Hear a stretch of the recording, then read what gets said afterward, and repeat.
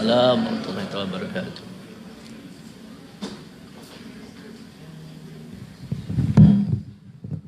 Bismillahirrahmanirrahim.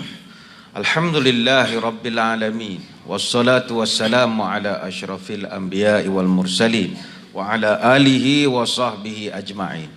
Subhana malikil qudus. Allahumma inna na'udzu biridhaka min sakhatika wa bi mu'afatika min 'uqubatika wa na'udzu bika minka la uhsi sana'an 'alaika anta kama asnaita 'ala nafsik. Allahumma innaka afuun tuhibbul afwa fa'fu anna. Terima kasih yang berusaha Tuan Pengacara Majlis. Yang saya hormati Tuan Zubir bin Zainal, Ketua Unit Integriti Kementerian Kerja Raya. Seterusnya yang diraikan jua barisan institusi sesulit, pegawai khas, para pegawai kanan Kementerian Kerja Raya, seluruh warga dan jawatankuasa surau Kementerian Kerja Raya, seluruh jawatankuasa Kelab Sukan dan Kebajikan Kementerian Kerja Raya, warga Kementerian Kerja Raya termasuk agensi-agensinya, tuan-tuan guru, para alim ulama, para habaib, muslimin muslimat, hadirin hadirat, tuan-tuan, puan-puan, puan-puan, puan-puan, puan-puan, puan-puan dan puan-puan, para puasawan, mudah-mudahan dirahmati Allah sekalian. Alhamdulillah, dengan izinnya kita bertemu di dalam program Wacana Ilmu siri yang ketiga untuk tahun ini, dan bersempena dengan Ramadan kita berada di dalam program Ihya Ramadan. Syukur saya sekali lagi dapat menyampaikan ceramah di Kementerian Kerja Raya ini. Kali terakhir saya menyampaikan ceramah di sini di Dewan Utama Kementerian Kerja Raya kira-kira 1668 hari yang lalu. Lebih tepatnya hari Selasa 21 hari bulan Oktober tahun 2014 jam 3 petang. Artinya sudah 4 tahun 6 bulan 25 hari. Dan saya yakinlah tuan-tuan tak ingat apa saya ceramahkan ketika itu ya. Walaupun kamera berlambak macam ni mengarut ya. Tanya soalan 45 minit tak ingat juga tajuk rupanya. Kita bincang hijrahku kerana Allah. Hadirin hadirat sekalian, sampailah Ramadan hari yang ke-11. Jalani semua, buatlah ikhlas. Semuanya kelak pasti berbalas. Di dalam kitab sudahlah jelas, di dalam hadis sudahlah jelas. Untuk ilahi puasa yang ikhlas, tiada ibadah sama berbalas. Dosa diampun, amal pun dibalas. Syukur kehadirat ilahi, kita sudah sampai Ramadan yang ke-11. Dan pada kesempatan pagi ini kita akan membicarakan satu tajuk, mencari keberkatan Ramadan. Hadirin hadirat sekalian, perkataan berkat adalah perkataan bahasa Arab yang dah diserapkan ke dalam bahasa Melayu. Tapi bila dipinjam oleh orang Melayu, dia jadi maksudnya macam-macam. Kalau di Johor, berkat ini makanan. Dia pelik, berkat tu makanan. Bukan ngata orang Johor, tidak. Kalau di Johor musim maulud, dia Johor maulud wajib ada makan. Sebab maulud ni dia ada syarahan, ada marhaban, ada makan. Makan wajib. Syarahan dengan marhaban sunat saja. Dia sebab maulud dengan mulut dekat-dekat bunyi je, jadi kena ada makan. Makanan tu dia panggil berkat. Masa mula-mula main ceramah di Johor, saya tak faham dengan budaya negeri orang. Habis ceramah, orang hidang nasi, dia makan dalam dulang. Makan nasi dalam dulang. Dia letak, kiai benda baca doa, orang dah hidang, makan lah. Rupanya tak, makan tu 3 suap je. 1, 2, 3, bungkus balik. Bungkus tu dipanggil berkat. Berebut orang nak, sebab nasi tu didoakan oleh kiai, majlis tu sempena maulud. Dah kita tak faham budaya orang. Orang hidang membujur lalu melintang patah lah. Habis segala binatang dalam dulang tu habis. Tapi pelik dia panggil berkat. Ada orang panggil bontrot, tapi ada yang kata bontrot ni lebih pada makanan yang bawa pergi bekerja, pergi ke ladang tu bontrot. Tupperware bekas tu bontrot. Tapi kalau majlis maulud dia panggil berkat. Ini saya tidak jauh, orang Jawa cerita ke saya. Jadi macam-macam lah pemahaman tentang berkat. Dalam Quran, perkataan berkat ini disebut dalam pelbagai variasi bentuknya. Ada masa Tuhan gunakan barakah, ada masa tabarakah, ada masanya barakat, ada masanya mubarak dan macam-macam lagi. Sebagai contoh, malam Al-Quran diturunkan dipanggil Lailatul Mubarakah, malam yang a blessed night, Tuhan sebutkan. Begitu juga Quran itu sendiri dipanggil sebagai Kitabun Mubarak, buku yang diberkati, kitab diberkati. Tempat-tempat mulia seperti Kaabah, Baitul Maqdis, itu sebut Barakna Haulah, tempat yang kami blesskan tempat itu. Sebab itu berkat ini benda yang paling kita nak sekali. Hidup kita ni tak dapat benda lain tak apalah, dapat berkat menjadilah. Sebab berkat ni benda tak boleh dijual beli. Tak ada orang boleh jual berkat ni mana-mana. Sebab itu kita dituntut kalau beri salam kena cukupkan salam tu sampai berkat. Mana Assalamualaikum warahmatullahi wabarakatuh mesti panjang. Kita mesti doakan orang dapat berkat, orang tu pun menjawab doakan berkat untuk kita. Sebab itu surat menyurat kerajaan, kadang kita galat, tuan-tuan buat surat resmi, tulis Assalamualaikum pendek sangat, Assalamualaikum, tak dapat berkat lah. Tulis panjang-panjang Assalamualaikum warahmatullahi wabarakatuh, dia ada barakah dia, berkat. Tapi masalah kan jabatan kerajaan, kementerian, tulis salam tulisan Rumi, susahlah sikit. ASSALAMUL, panjang separuh muka surat. Nak tambah warahmatullahi wabarakatuh, akhirnya dia tulisnya ringkas WMT WBT. Nak baca apa? Assalamualaikum warahmatullahi wabarakatuh. Apa tak ada doa di situ. Pakailah font Jawi, la ilaha illallah. Pakai perisian Jawi masuk Assalamualaikum warahmatullahi wabarakatuh. Dituntut. Sama juga kita bulan-bulan puasa ni makan sebabkan kurang berkat, itu yang badan jadi tak sihat. Tuan-tuan, halal dengan berkat dua perbezaan yang nyata. Halal jakim boleh keluar sijil, berkat tak ada orang boleh keluar sijil berkat. Adakah murtabak ini berkat? Tak tahu. Halal ada sijil. Adakah awak punya kuih donat ini berkat? Tak tahu. Walaupun dia ada sijil halal Australia ke Singapura ke apa, berkat ni benda susah. Sebab itu kita tengok sekarang berkat ni benda hilang. Dalam makanan yang kita boleh cam, makanan ni dah tak ada dah berkat, walaupun sijil halal ada. Sebab itu orang dulu makan, kita pun makan. Tapi orang dulu makan tak sakit, kita sekarang makan sakit. Macam sekarang ni, kalau kita makan, tuan-tuan jangan main-main. Kita puasa 13 jam lebih, kita entah makan 10 minit, 15 minit je masa buka, rosak habis puasa kita dari segi kesihatan. Sekarang ni punya makanan, lemang kalau kita makan sepotong, rendang ayam 2 ketul, 100 kalori. Bayangkanlah, 100 kalori. Untuk nak bakar 100 kalori, apakah aktiviti yang boleh bakar 100 kalori? Dia ada 3 pilihan. Pertama jogging, yang kedua kayuh basikal, yang ketiga brisk walking. Brisk walking untuk orang sakit lutut, orang malas sesuai. Brisk walking ni 100 langkah 1 minit. Level-level pemalas macam kita ni sesuai. 100 langkah 1 minit. Mana kalau 100 langkah 5 minit tu terhegeh-hegeh namanya. Laju jugalah 100 langkah 1 minit.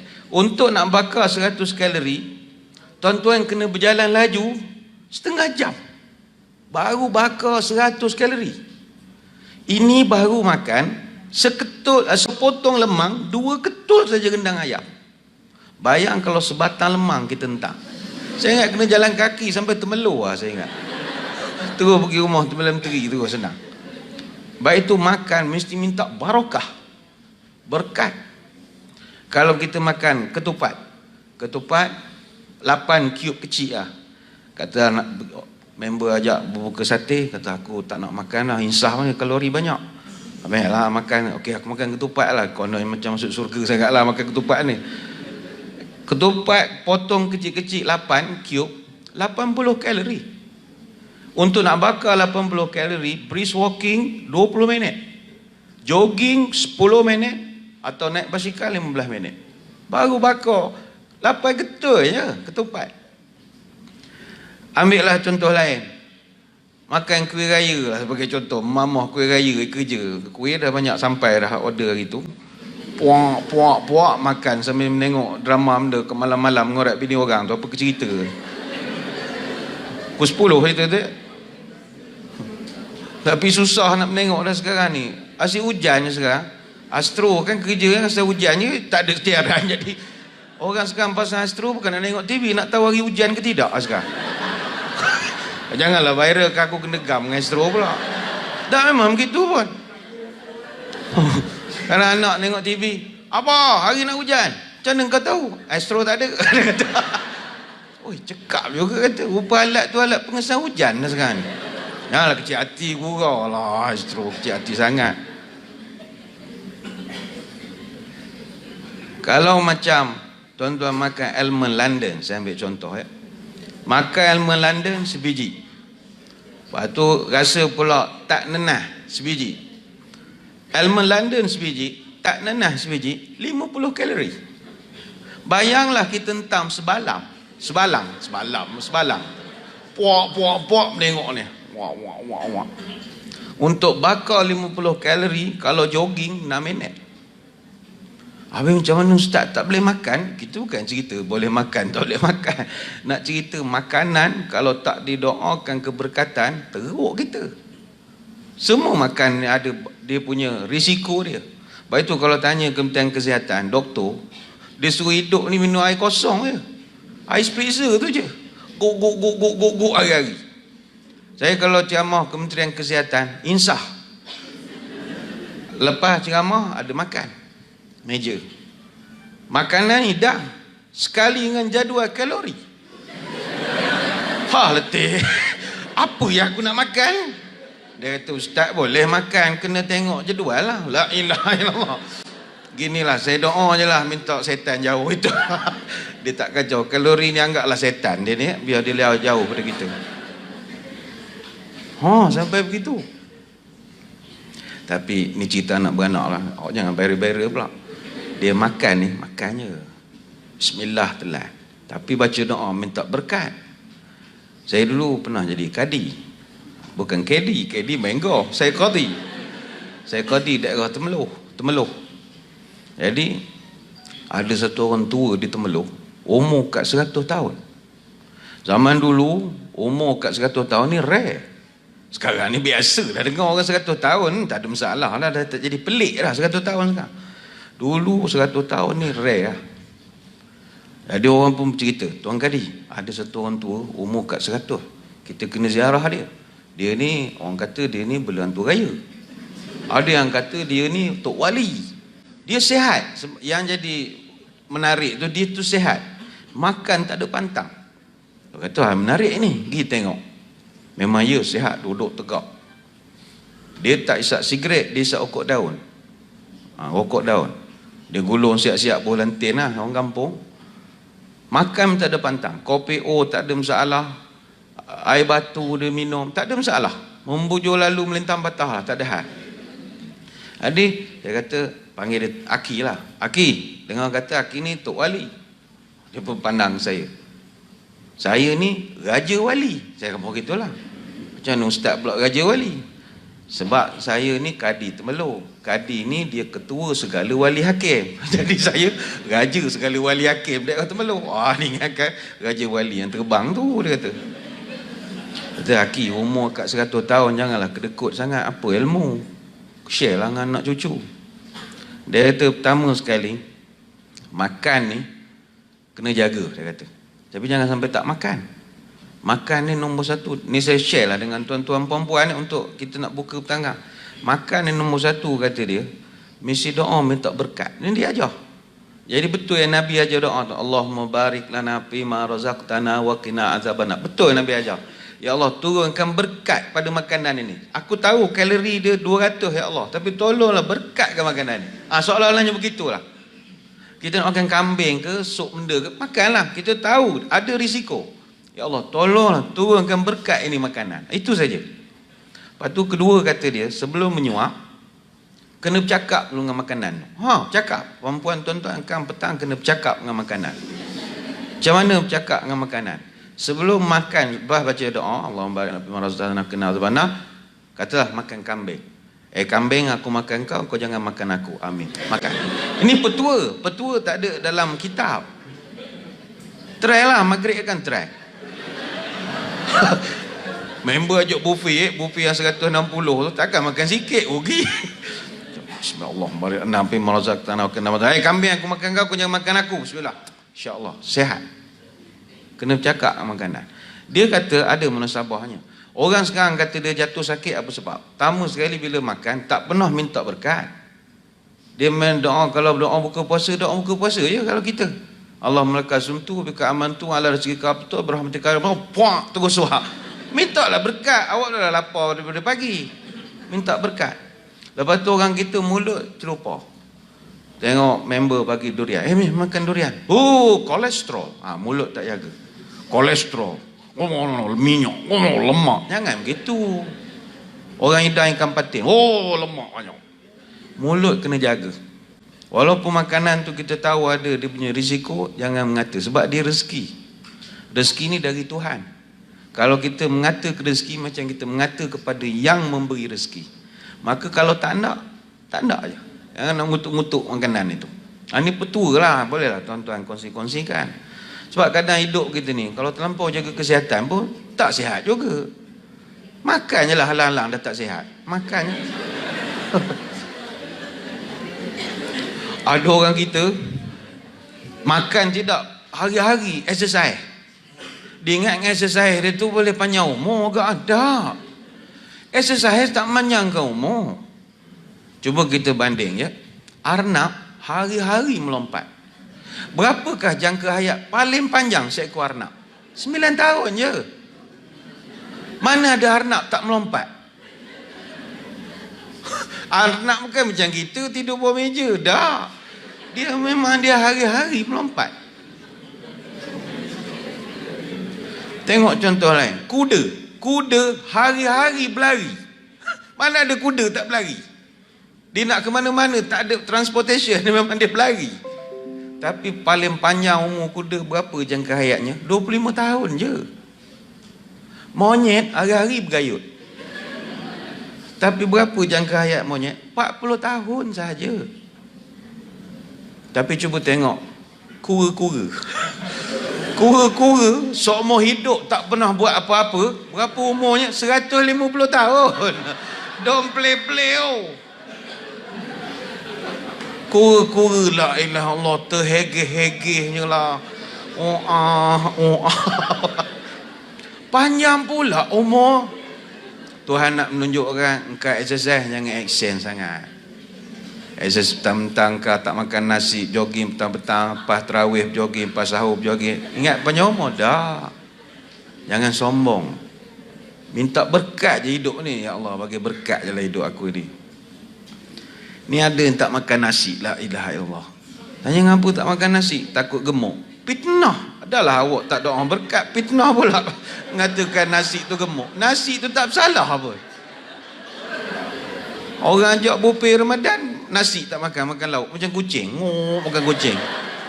Ratah lauk. Mana di istilah ratah lauk? Kucing je ratah lauk. Manusia makan nasi. Ngapa tak makan? Gemuk. Apa bukti makan nasi jadi gemuk? Tak ada bukti. Tak ada bukti makan nasi jadi gemuk. Gajah sebiji nasi tak pernah makan gemuk. Mana datang gemuk gajah tu? Orang Jepun nasi tu makan ruji. Tak ada gemuk Jepun.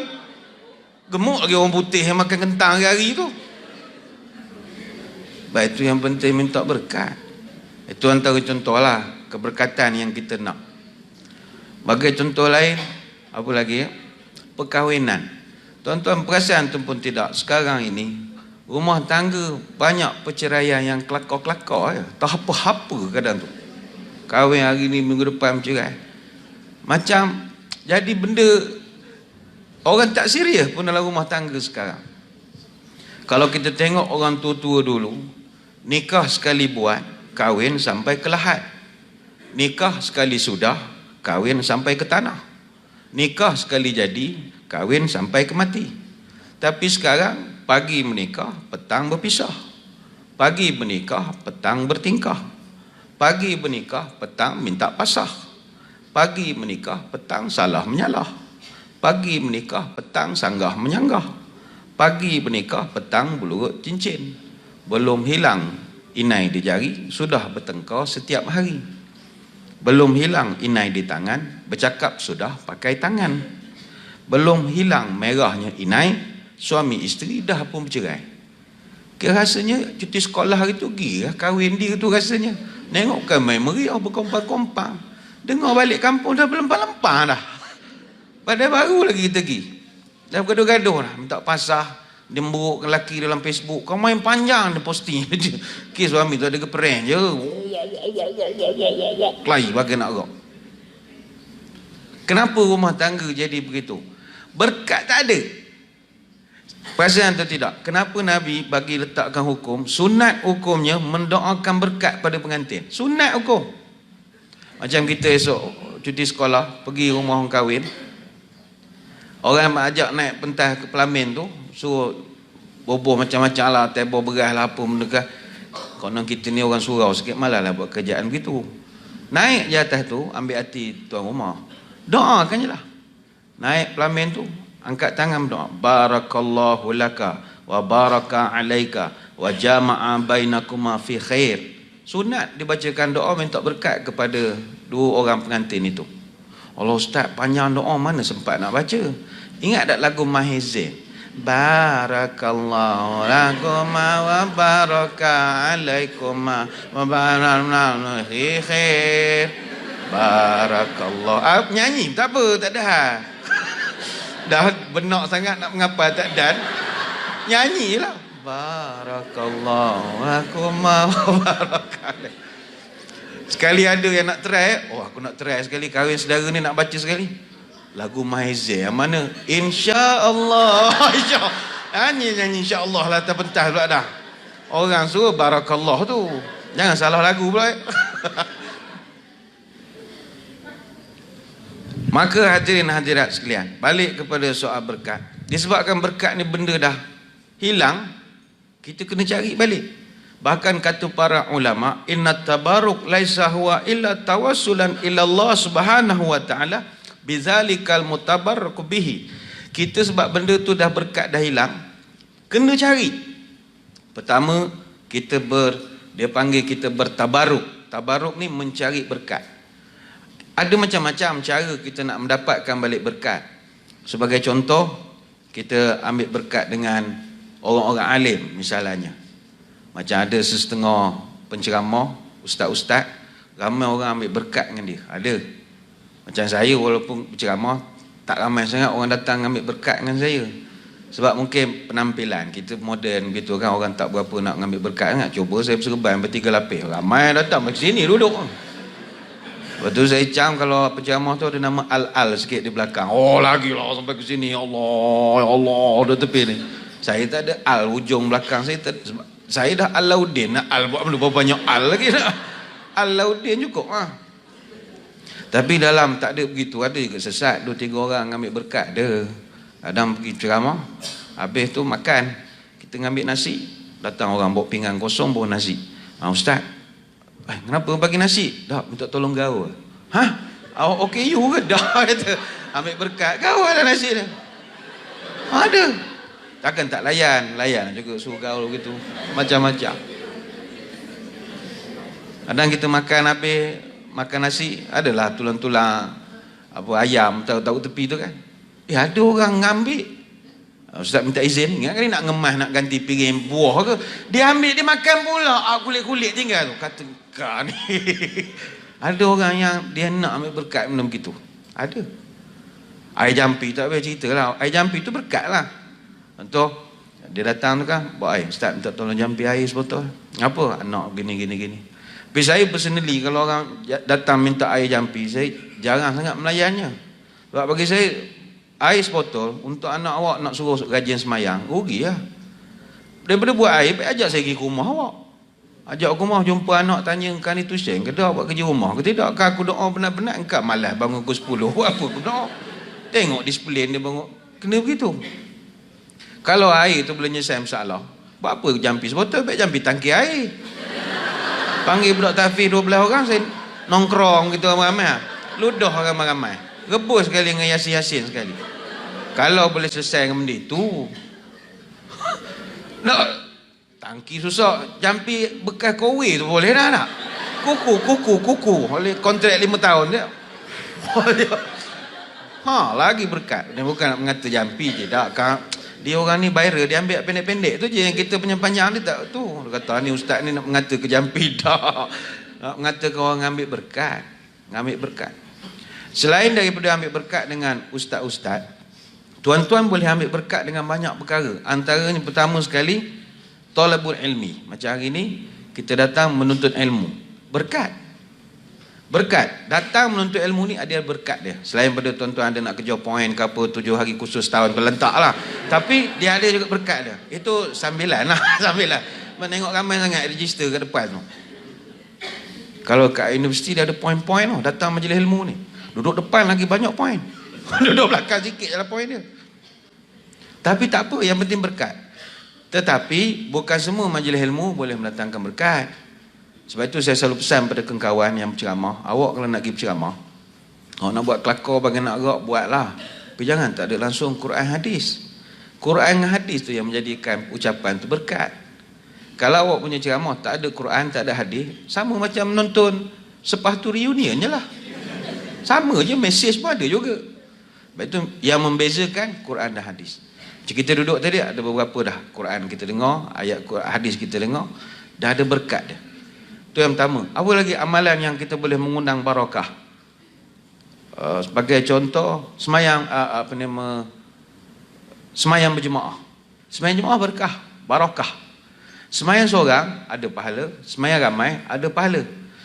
Semayang jemaah ini dia yang kita nak buat jadi kita bersungguh tu sebab berkat. Minta maaf, dari segi khusyuk, biar semayang seorang. Sebenarnya, semayang seorang lebih khusyuk. Tuan-tuan semayang di masjid dengan semayang di rumah, biar semayang di rumah. Rumah lagi khusyuk. Tapi kenapa Tuhan suruh semayang jemaah di masjid? Barakah. Dari segi khusyuk, jauh sedap semayang seorang. Semayang di rumah sendiri. Anak-anak dah besar. Semua entah mana-mana pergi semayang tak balik-balik, lantak lah korang.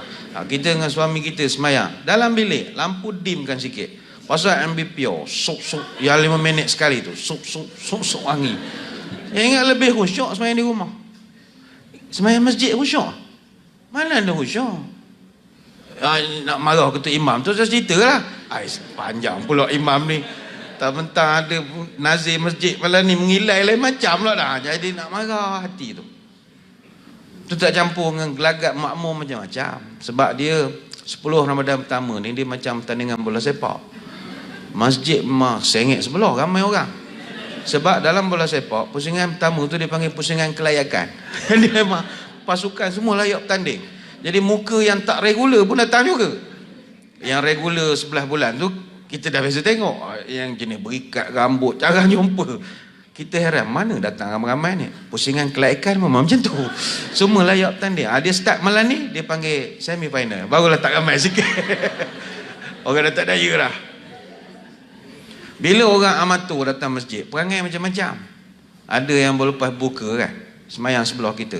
Biasa masjid kita minum manis sikit, makan manis kuih-kuih, semayang dulu. Lepas tu baru sambung nasi. Ada orang dia tak biasa. Jadi dia makan tu, dia minum air teh segelas, dia nak ke nasi. Tapi orang nak semayang. Jadi dia angin perut dia. Dia tak jarang puasa ke. Sepanjang semayang tu sendawa. Macam mana perasaan kita? Duduk sebelah.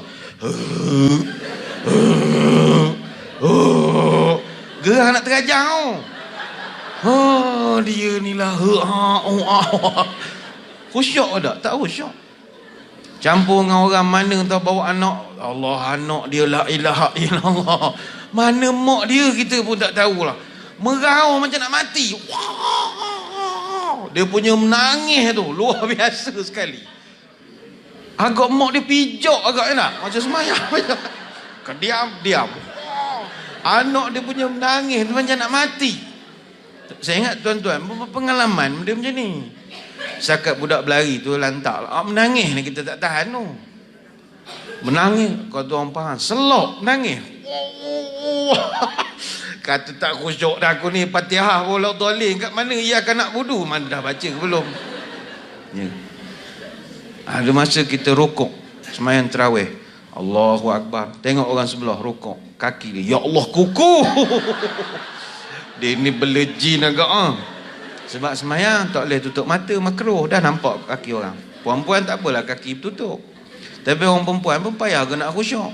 Allahu Akbar. Wow, telekung Siti Khadijah. Lambang cinta abadi. 380 tu kan dia sibuk tengok telekung orang. Ni saya bukanlah tak nak menggalakkan tuan-tuan semayang berjemaah. Kata, oh, kalau gitu ustaz, kita semayang seorang. Tak. Tuhan suruh juga semayang berjemaah sebab berkat. Habis yang saya tak khusyuk tu jangan ustaz, dia begini. Macam contoh tarawih. Bulan puasa ni, apa saja amalan kita buat, walaupun bagi kita benda tu tak sempurna atau tak syok bagi kita, bagi Tuhan sedap. Dia terbalik bulan puasa ni. Saya ambil satu contoh. Hadis yang sangat masyhur. Nabi menyebut, sesungguhnya bau mulut orang berpuasa. Tuan-tuan puan-puan ada pengalaman berpuasa sampai certain jam yang tertentu, sebab kita tak ada makan, proses-proses biologinya menyebabkan mulut kita akan mengeluarkan bau yang kurang menyenangkan.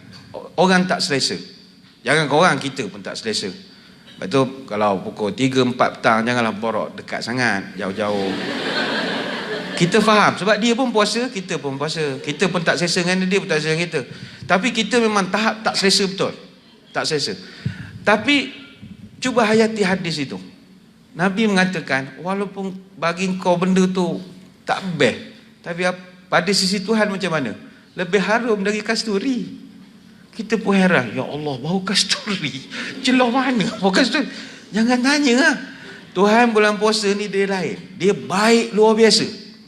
Bulan lain pun Tuhan baik juga, tapi bulan Ramadan dia lebih lagi. Sampaikan mulut kita hak bau minyak gamat itu pun bagi dia macam minyak wangi. Bayangkanlah. Jadi setakat tuan-tuan semayang tak khusyuk tu, tutup mata je lah. Dia datang pun nasib baik dah Mamat ni. Dia pemalas ni, semayang Jumaat pun datang pukul 1 pergi semayang. Ni pun nasib baik dia datang. Aku sayang orang ni. Dia terbalik. Dia ada berkat.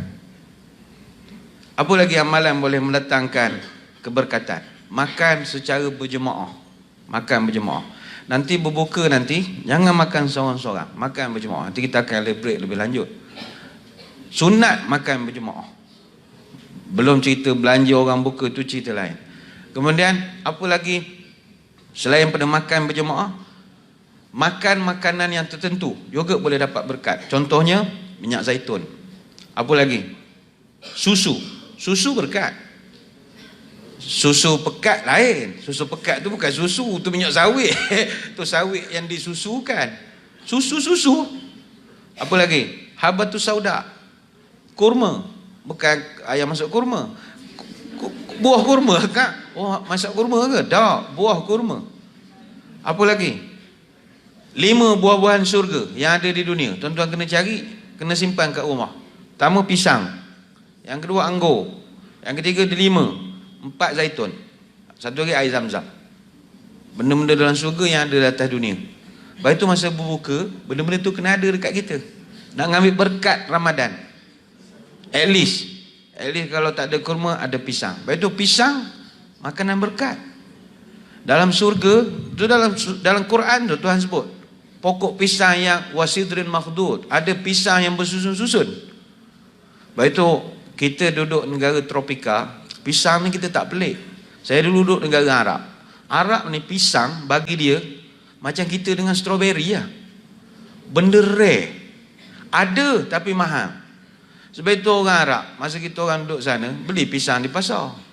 Balik kita orang goreng. Ajak tuan rumah Arab tu datang. Menangis dia tengok pisang kena goreng. Masya Allah, enta Allah, ya Allah. Dia apa masalahnya? Dia umpama kita menengok orang goreng lah apa nama strawberry celup tepung. Apa perasaan kita? Ya Allah, goreng strawberry. Awak goreng cranberries. Tahu dah ni mana? Bagi dia strawberry tu macam saya duduk tanah Arab, strawberry tu kita orang ambil beli fresh tu, kapit dengan roti je makan. Tak payah beli jam strawberry lah. Basuh lebih kurang, susul 5 biji, kapit 2 roti. Prak, makan dengan tu saja. Kadang cicah dengan susu, sambil menengok TV. Terlampau banyak sangat strawberry. Sama macam kita, sini pisang terlampau banyak, sana pula tak ada. Tapi kita pergi ke sana buat perangai macam di Malaysia, beli banyak goreng. Mahal sebenarnya. Tapi saja teringat gorpis kan, gorpis. Teringat goreng pisang.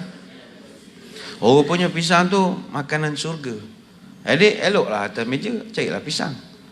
Ataupun nanti nak buka buffet, terjun cari pisang juga. Pergi buah-buah pisang ambil gitu. Pisang Montel tu ambil tok standar tok atas meja. Terus keluarga makan. Satu keluarga makan. Makan pisang kata.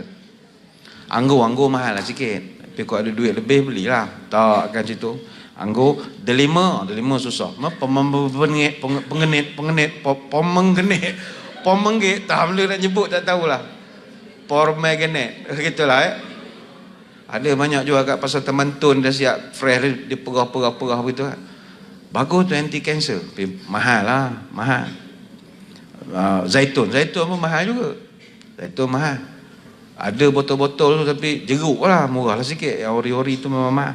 Air zam-zam banyak. Air zam-zam boleh cari. Itu semua benda berkat tu. Bagi kita, kalau makan spaghetti tak berkat ke? Berkat juga. Tapi awak tak boleh challenge yang makanan berkat yang tadi. Minyak zaitunnya, susu, itu tak boleh challenge. Sebab ada hadis-hadisnya. Apa lagi cara nak dapat berkat? Kita berkat dengan waktu-waktu tertentu. Sebagai contoh, tuan-tuan nanti semayang Zuhur. Dalam semayang, dia ada satu momen sangat berkat. Masa bila? Sebelum kita beri salam, tahiyat akhir. Momen tu sangat barakah. Tapi ramai orang tak ambil kesempatan. Mana dia habis baca tahiyat, fil alamin innaka hamidum majid. Assalamualaikum warahmatullahi wabarakatuh. Rugi lah. Dia hilang berapa second di situ. Patutnya fil alamin innaka hamidum majid. Jangan bagi salam tu. Termenung sekejap. Berdoa. Sebab saat tu paling mustajab doa. Tapi jangan cakap Melayu, batal lah semayang. Doa lah apa-apa nanti. Ya Allah, gini. Kalau ikutkan doa yang Nabi ajar, doa minta jauh pada Dajjal. Tapi panjang doa tu. Allahumma inni a'udzubika min fitnatid dajjal masih dajjal min fitnatil mahya wal mamat. Panjang sangat. Kalau di luar semayang bolehlah baca. Cakap Melayu ke ataupun ya Allah, aku nak doa tak pandai. Aku nak baca doa yang ustaz baca tadi. Amin. Betul boleh juga. Itu luar semayang tak boleh. Dalam semayang tak boleh lah.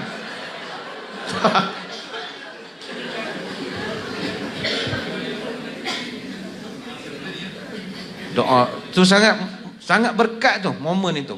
Apa lagi? Contohnya masa mendengar azan. Sepanjang mendengar azan itu adalah waktu yang sangat barakah. Yang kalau berdoa sangat mustajab. Baik itu masa orang azan bukan tak boleh bercakap, boleh. Tapi alangkah baik cakap benda elok-elok. Berdoa ke, minta ampun ke. Sebab bercakap atau berdoa semasa azan mustajab. Tak mesti diam. Kalau diam tak adalah doa, rugilah. Boleh cakap Allah ni sepanjang azan itu. Sama juga masa bila? Hari esok, hari Jumaat. Ada satu momen pada hari Jumaat, momen tu sangat barakah. Ini khilaf ulama, ada yang kata sebelum khatib naik mimbar, ada yang kata sebelum masuk asar. Tapi yang penting hari esok ada waktu-waktu yang sangat berkat. Sama juga misalnya ketika berbuka puasa bagi orang yang berpuasa. Kalau orang tak puasa, dia join majlis buka puasa, dia tak dapatlah kelebihan itu. Tapi kalau kita berpuasa sebelum buka, baca doa, sangat berkat. Baik itu tuan-tuan, sebelum berbuka puasa, sunat hukumnya duduk depan makanan. Sunat, dia ada barakah. Barakah kat mana? Pertama sekali, kita jadi syukur boleh melihat makanan itu. Sekarang ni kalau kata buka 7 suku, orang kita dia sibuk buat benda lain. Pukul 7 tu dia tak duduk depan makanan. Start motor bawa anak pusing taman perumahan, dengan tak pakai helmet kulu kiling. Mau berbahaya. Jangan duduk depan makanan. Pukul 7:05 tu saya ingat boleh duduk dah. Dapat pahala free tengok makanan. Kemudian selain daripada tu, kita berpeluang berdoa sebelum daripada berbuka. Kalau kita azan dah. Ya ke Allah kesum tu sambil berlari. Sibuk nyiram pokok kat luar. Azan. Allah kesum tu sampai puak. Rugi. Tak banyak doa. Tapi kalau duduk daripada pukul 7, ya Allah gini. Petang kan boleh buat lah. Sebelum buka dalam 10 minit duduk sebelum. Jangan lepas asar duduk dah. Duduk lepas asar. Apa lagi? Tengok laut sedap. Siakap lain macam nampak ni. Siakap ikan masin. Siakap ikan masin. Siakap tiga rasa. Masa bila lagi ya? Waktu yang sangat berkat. Kalau kita nak cari ketika hujan. Kuala Lumpur hujan. Saya tengok baguslah Kuala Lumpur. Pagi-pagi hujan. Hujan tu berkat tu. Lepas tu bila hujan banyak akan berdoa. Mustajab sangat. Ketika mana lagi? Ketika mendengar ayam berkokok. Kuala Lumpur tak adalah ayam kokok, ayam mati semua dah. Kalau balik kampung nanti, minggu depan ni cuti tembur banyak Wesak campur dengan nuzul Quran. Duk kampung dengar ayam kokok, doa. Sepanjang ayam tu berkokok, mustajab doa tu, berkat. Tapi tak ramai orang tahu Tak ramai orang tahu ayam berkokok tu berkat rupanya. Apa lagi? Ketika bermusafir, puan-puan tuan-tuan balik kampung hari esok, sepanjang perjalanan, berkat perjalanan tu, doa ke sepanjang perjalanan. Begitu juga ketika kita antara azan dengan iqamat, itu sangat berkat. Lepas azan sementara iqamat, kalau berdoa, kalau apa, dia kalau kita nak susunkan satu persatu, bila hari berkat, bila masa berkat, huraiannya sangat panjang. Termasuklah kita yang sedang berada pada bulan Ramadan Al-Mubarak ini, sepanjang bulan berkat ni, sepanjang bulan. Cuma persoalannya tuan-tuan sekalian, bagaimanakah kita nak menggapai berkat secara spesifiknya pada bulan Ramadan ini? Apa benda yang kita kena buat? Baik, nombor satu, sepanjang Ramadan ni kita dah masuk 10 Ramadan kedua dah hari ini. Maknanya kalau level bola sepak ni dah semi final. Pusingan kelaikan dah habis dah. Maknanya kalau World Cup 150 pasukan dalam perlawanan persahabatan, kelaikan, qualifying, masuk semi final tu tinggal 4 je. Best of the best itu. Jadi kita yang nak memasuki semi final ini, pertama sekali kena banyak berdoa kepada Allah. Mesti berdoa kepada Allah supaya Allah mudahkan segala niat cita-cita kita untuk beribadah. Kita kena minta sungguh pada Tuhan, ya Allah, mudahkanlah aku berpuasa.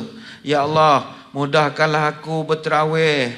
Ya Allah, buangkanlah sifat kedekut daripada aku supaya mudah derma, bersedekah. Ya Allah, mudahkan aku khatam Quran. Kena doa. Ada orang kata kalau tak doa pun kita buat juga ustaz dah. Tak, bila ibadat yang dimulakan dengan doa, kita rasa mudah ibadat itu. Saya ambil contoh lah, tuan-tuan puan-puan, saya percaya pernah ke Mekah, sama ada haji ataupun umrah. Sebenarnya ya, untuk orang level yang tak apa rajin macam kita ni, umrah tu berat. Ada orang pernah buat kajian, kita tawaf tu banyak tenaga pakai. Jarak untuk tawaf satu pusingan keliling Kaabah antara 300 hingga 500 meter. Maknanya darab 7 pusingan kita berjalan kaki 3.5 km. Berapa orang pada tuan-tuan perempuan pernah jalan kaki sampai Masjid India? Jalan kaki. Tak ramai. Orang yang fit dia boleh jalan kaki sampai ke BKL, sampai ke kata-kata tu. Rupanya kita tak sedar kita berjalan 3.5 km. Kenapa kita boleh buat? Sebab kita berdoa. Kalau orang umrah dekat airport KLIA, berdoa lah. Si azan lagi, Allahu Akbar, terbang berdoa, dalam van berdoa, dekat Jeddah berdoa yang kerja. Tu Tuhan mudahkan. Sampai di hotel taruh beg pakai ihram, doa lagi. Buka TV satu kat hotel, Allah ramainya manusia, ya Allah doa mudahkan aku ya Allah. Sebab kita selalu doa tu yang Tuhan mudahkan. Tengok dalam TV macam tak logik, aku tawah ni kan penyek, aku pijak dari Afrika ni sekarang. Dah sampai-sampai kebetulan Afrika tu keluar. Lepas tu geng-geng Indonesia pakai scarf pengakap tu keluar juga.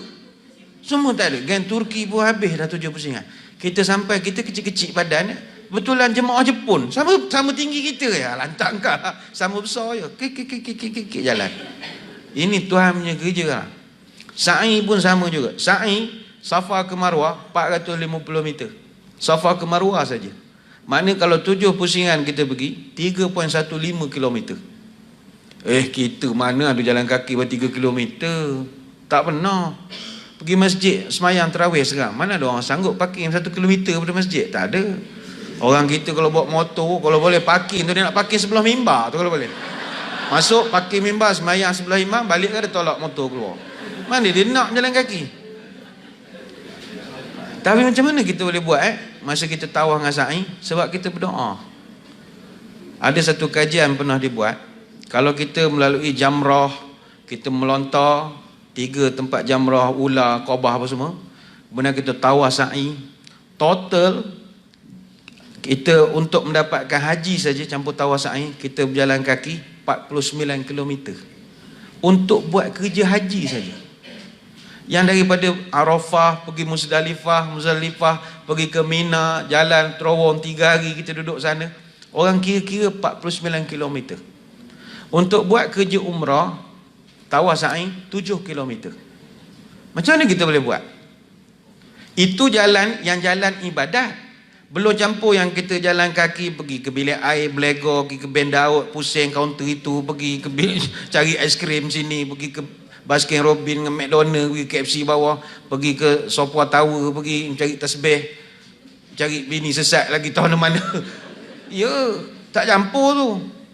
Campur-campur. Saya ingat kalau musim haji ada 100 km kita berjalan. Tapi kenapa boleh berjaya kita harungi? Sebab kita berdoa. Sebab itu puasa pun sama. Berdoa lah. Ya Allah, aku ni lutut bukannya kuat. Ya Allah, imam ni lama pula semayang, aku tak lagat. Tolonglah mudahkan aku ya Allah. Tuhan bagi mudah. Lutut tu sakit tapi tak rasa. Jadi begitu. Bayangkanlah. Tuhan permudahkan. Jangankan Nabi pun doa minta mudah ibadat. Terkenalah doa Nabi itu, Allahumma la sahla illa ma ja'altahu sahla wa anta taj'alul hazna idza syi'ta sahla. Hadis Ibnu Hibban. Ya Allah, tidak ada perkara menjadi mudah kecuali Engkau yang memudahkan, dan tidaklah suatu kesedihan itu melainkan kalau Engkau nak mudahkan dia jadi mudah. Nabi itu level dia berdoa, ya Allah mudahkanlah ibadah, mudahkanlah ibadah. Maka kalau Nabi pun berdoa, apatah lagi kita. Apa yang nak kita doakan? Pertama, mudahkan ibadah. Mengaji Quran paling utama. Ya Allah, aku ni mengaji tak adalah laju sangat, baris ke atas, tengah, bawah, kalau tak ada orang menegur, letih aku ni ya Allah, bantulah aku ya Allah. Oh Tuhan tu tukar, siap taranum sekali kita ngaji. Ngilai-ngilai baca, terkejut orang. Wah, terror dah, hari ke-12 ada terror. Doa. Rabbi yassir wala tu'asir. Rabbi yassir wala tu'asir. Ya Allah, mudahkanlah aku nak bersedekah. Kadang hari bulan puasa ni ramai orang minta sedekah. Macam-macam PN. Kementerian tuan-tuan ni sebaik ada menjaga ya. Kalau pejabat orang lain penuh dah, orang susah-susah datang. Depan bank bersila macam-macam begini, minta sedekah. Kadang kita nak marah, tapi dalam hati nak menolong orang susah. Lepas tu kena, ya Allah bagilah aku ni belas melihat orang susah. Nampak susah, sedekah. Maksud sedekah. Itu macam Seri Paduka Baginda Tuan Agong.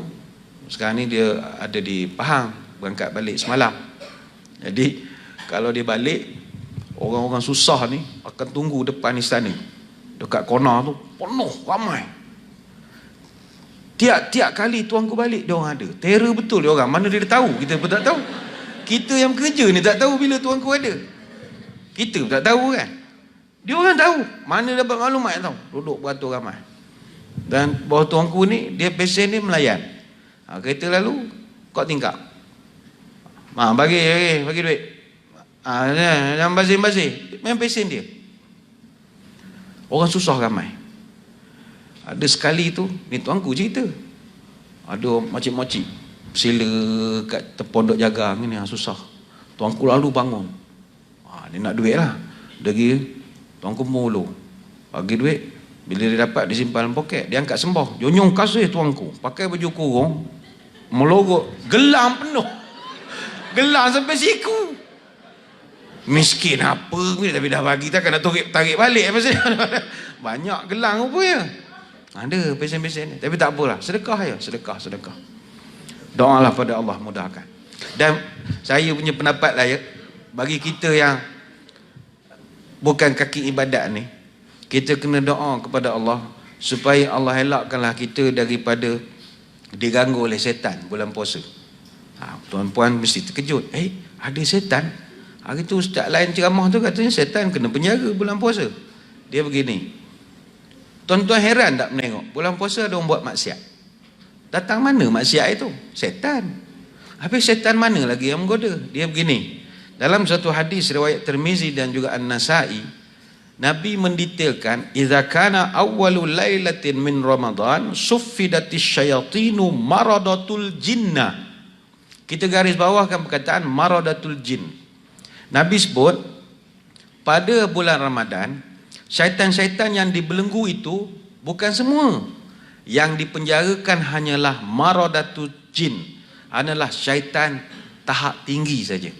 Maknanya syaitan-syaitan yang kumpulan pengurusan dan profesional, grade 48 ke atas. Hakiki, bukan mangku. Yang mangku 48 dia masih bebas. Yang grade 48 sampai turus 3 saja yang dipenjarakan. Jadi yang grade 48 mangku, 44, 41 ni masih bergentayangan lagi. Dia coket, jalan tar masih ada. Masih ada lagi. Termasuk di Kementerian Kerja Raya masih ada. Dia orang ni yang ngacau kita ni.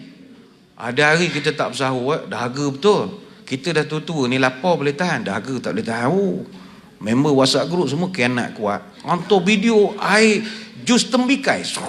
Si ada sound pula tu. Hantu raya punya geruk. Ada sekali member hantar orang dia buat demonstrasi makan ayam goreng McDonald. Si ada mikrofon. Kau Allah bunyi itu sedap dah. Masa tu setan yang grade bawah-bawah, kumpulan B, kumpulan C ni, dia main peranan. Yusuf Tayyub. Dia bisik, bang makan je bang, makanlah. Ini kita kena doa, ya Allah, aku ni bukanlah kuat sangat, ya Allah, tolonglah aku. Kena doa, kena doa. Jangan overconfident. Kan setan tak ada. Setan yang besar-besar tak ada, setan kecil-kecil ada lagi. Habis kenapa selama ni orang tak beritahu? Nak suruh kita berani pergi ke masjid malam-malam. Kan dulu orang takut lagi masjid. Kenapa? Tak takutlah bulan puasa mana ada hantu setan semua kena penjara belaka. Dalam hati mana kerja semua ada juga. Tinggal Pontianak tak kena penjara. Ada lagi sekol 2 Pontianak. Kan orang bulan puasa kena tindih orang ramai. Kalau dah tak ada, siapa menindih lagi? Awak kahwin pun belum, siapa menindih? Tiba lemah, baca ayat kursi tak lepas. Bulan puasa. Mana ada lagi yang grade, mungkin grade N11, mungkin M19. Mungkin ada kita yang main tindih-tindih tu yang grade 11 gitulah. Kalau yang grade 29, 30 tahap CC, EEO apa tu dia terajang je kita. Yang lain tu Yusuf Tayyub kata. Ada orang tanya, Ustaz, macam kita kerja-kerjaan ni Ustaz, sibuk sangat, suarat sana suarat sini. Macam katanya tadi, patut hari ni kita adalah yang bos-bos nak datang, pilih minit ada suarat, ada itu ini. Dulu orang kerjaan ni dia mesyuarat, Ramadan ni kurang. Sebab orang Melayu, orang kerjaan ni, dia kalau mesyuarat kena ada karipak. Tak ada karipak, tak ada TO, tak ada mi goreng, dia tak nak mesyuarat.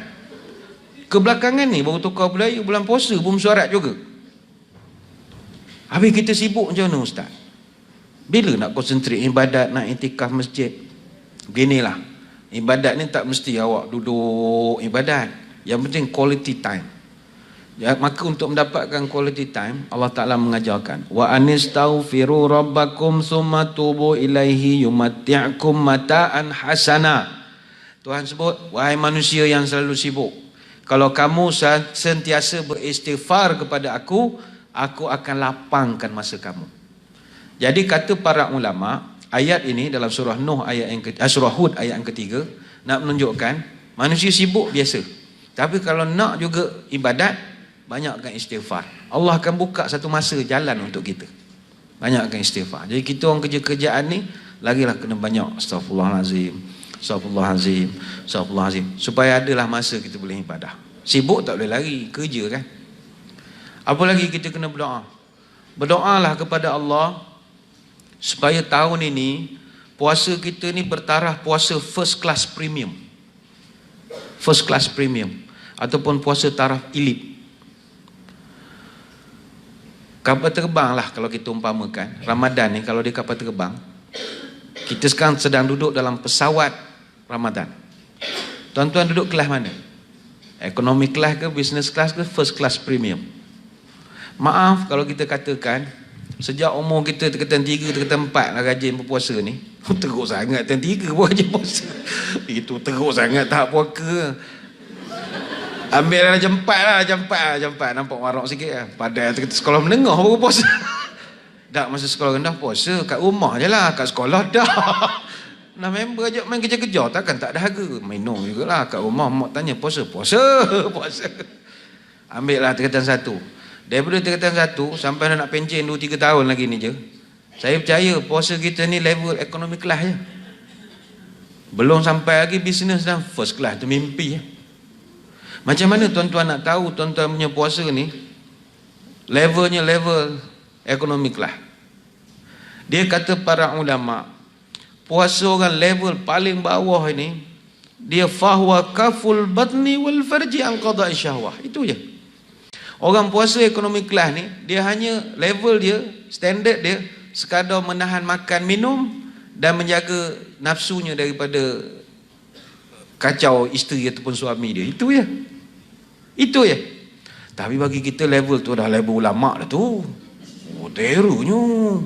Mana dengan isteri pun tak ada nak cium-cium, nak pergi kerja biasa cium. Kemudian hari ni tak cium. Kenapa tak cium? Oh, tak boleh. Kerana syahwat. Sanggup tak cium? Ada. Ada orang Sabtu Ahad tidur, dia takut aksiden siang hari. Dia suruh isteri dia siang hari tidur kat dapur. Kau tidur kat dapur kat peti air. Aku nak tidur dalam bilik. Asal tak tidur sekali? Gila. Ni bukan bulan puasa. Buat aksiden kan, ngigar-ngigar. Dia kata gitu. Weh, tidur peti air. Duduk peti air. Sebab bilik dapur, bilik ada aircon, dapur tak ada aircon. Dia suruh buka peti air, ke tidur depan peti air. Tidur. Isteri tu tak tidur depan peti air. Ada orang perempuan takut suami cium ke apa bulan puasa siang hari. Bukan sepanjang puasa, siang saja. Malam ikut kita lah. Siang. Dia punya jaga takut suami dia buat perangai ke. Tak pakai baju rimau, Tarzan apa semua ni. Pakai telekung. Macam duk Mekah. Pergi ke dapur, kongkang. Pakai telekung. Punyalah warak. Tapi rupanya level tu, level ekonomi kelas je. Pagi kita hebat dah tu. Ataupun menjaga makan dan minum. Macam kita sekarang kan jaga makan. Betul orang, kalau orang jenis concern pasal makan minum ni, kita boleh kena dia 10 minit sekali beludah. Banyak benar beludah apa halnya. Aku takut tertelan. Tertelan apa? Pagi tadi minum teh, ada macam teh sikit ada sini. Aku takut telan kan? Batal apa? Concern betul. Tak kenyang setakat ujung-ujung. Benda masalahnya. 10 minit sekali pompai. Benda elok perangai begitu. Dia concern. Bagi dia warak sangat. Tak, tu level ekonomi kelas. Ekonomi kelas ni jaga pekoh banyak. Tu jaga sangat. Lepas tu kita kalau nak tengok orang yang concern bab makan, kita boleh cam masa dia bersahur lah. Orang level business dengan first class ni, sahur, saya ingat ais spritzer sebotol, kurma sepotong jadilah. Jenis tak kisah. Makan apa ada. Tapi orang level ekonomi kelas, time sahur dia macam berbuka.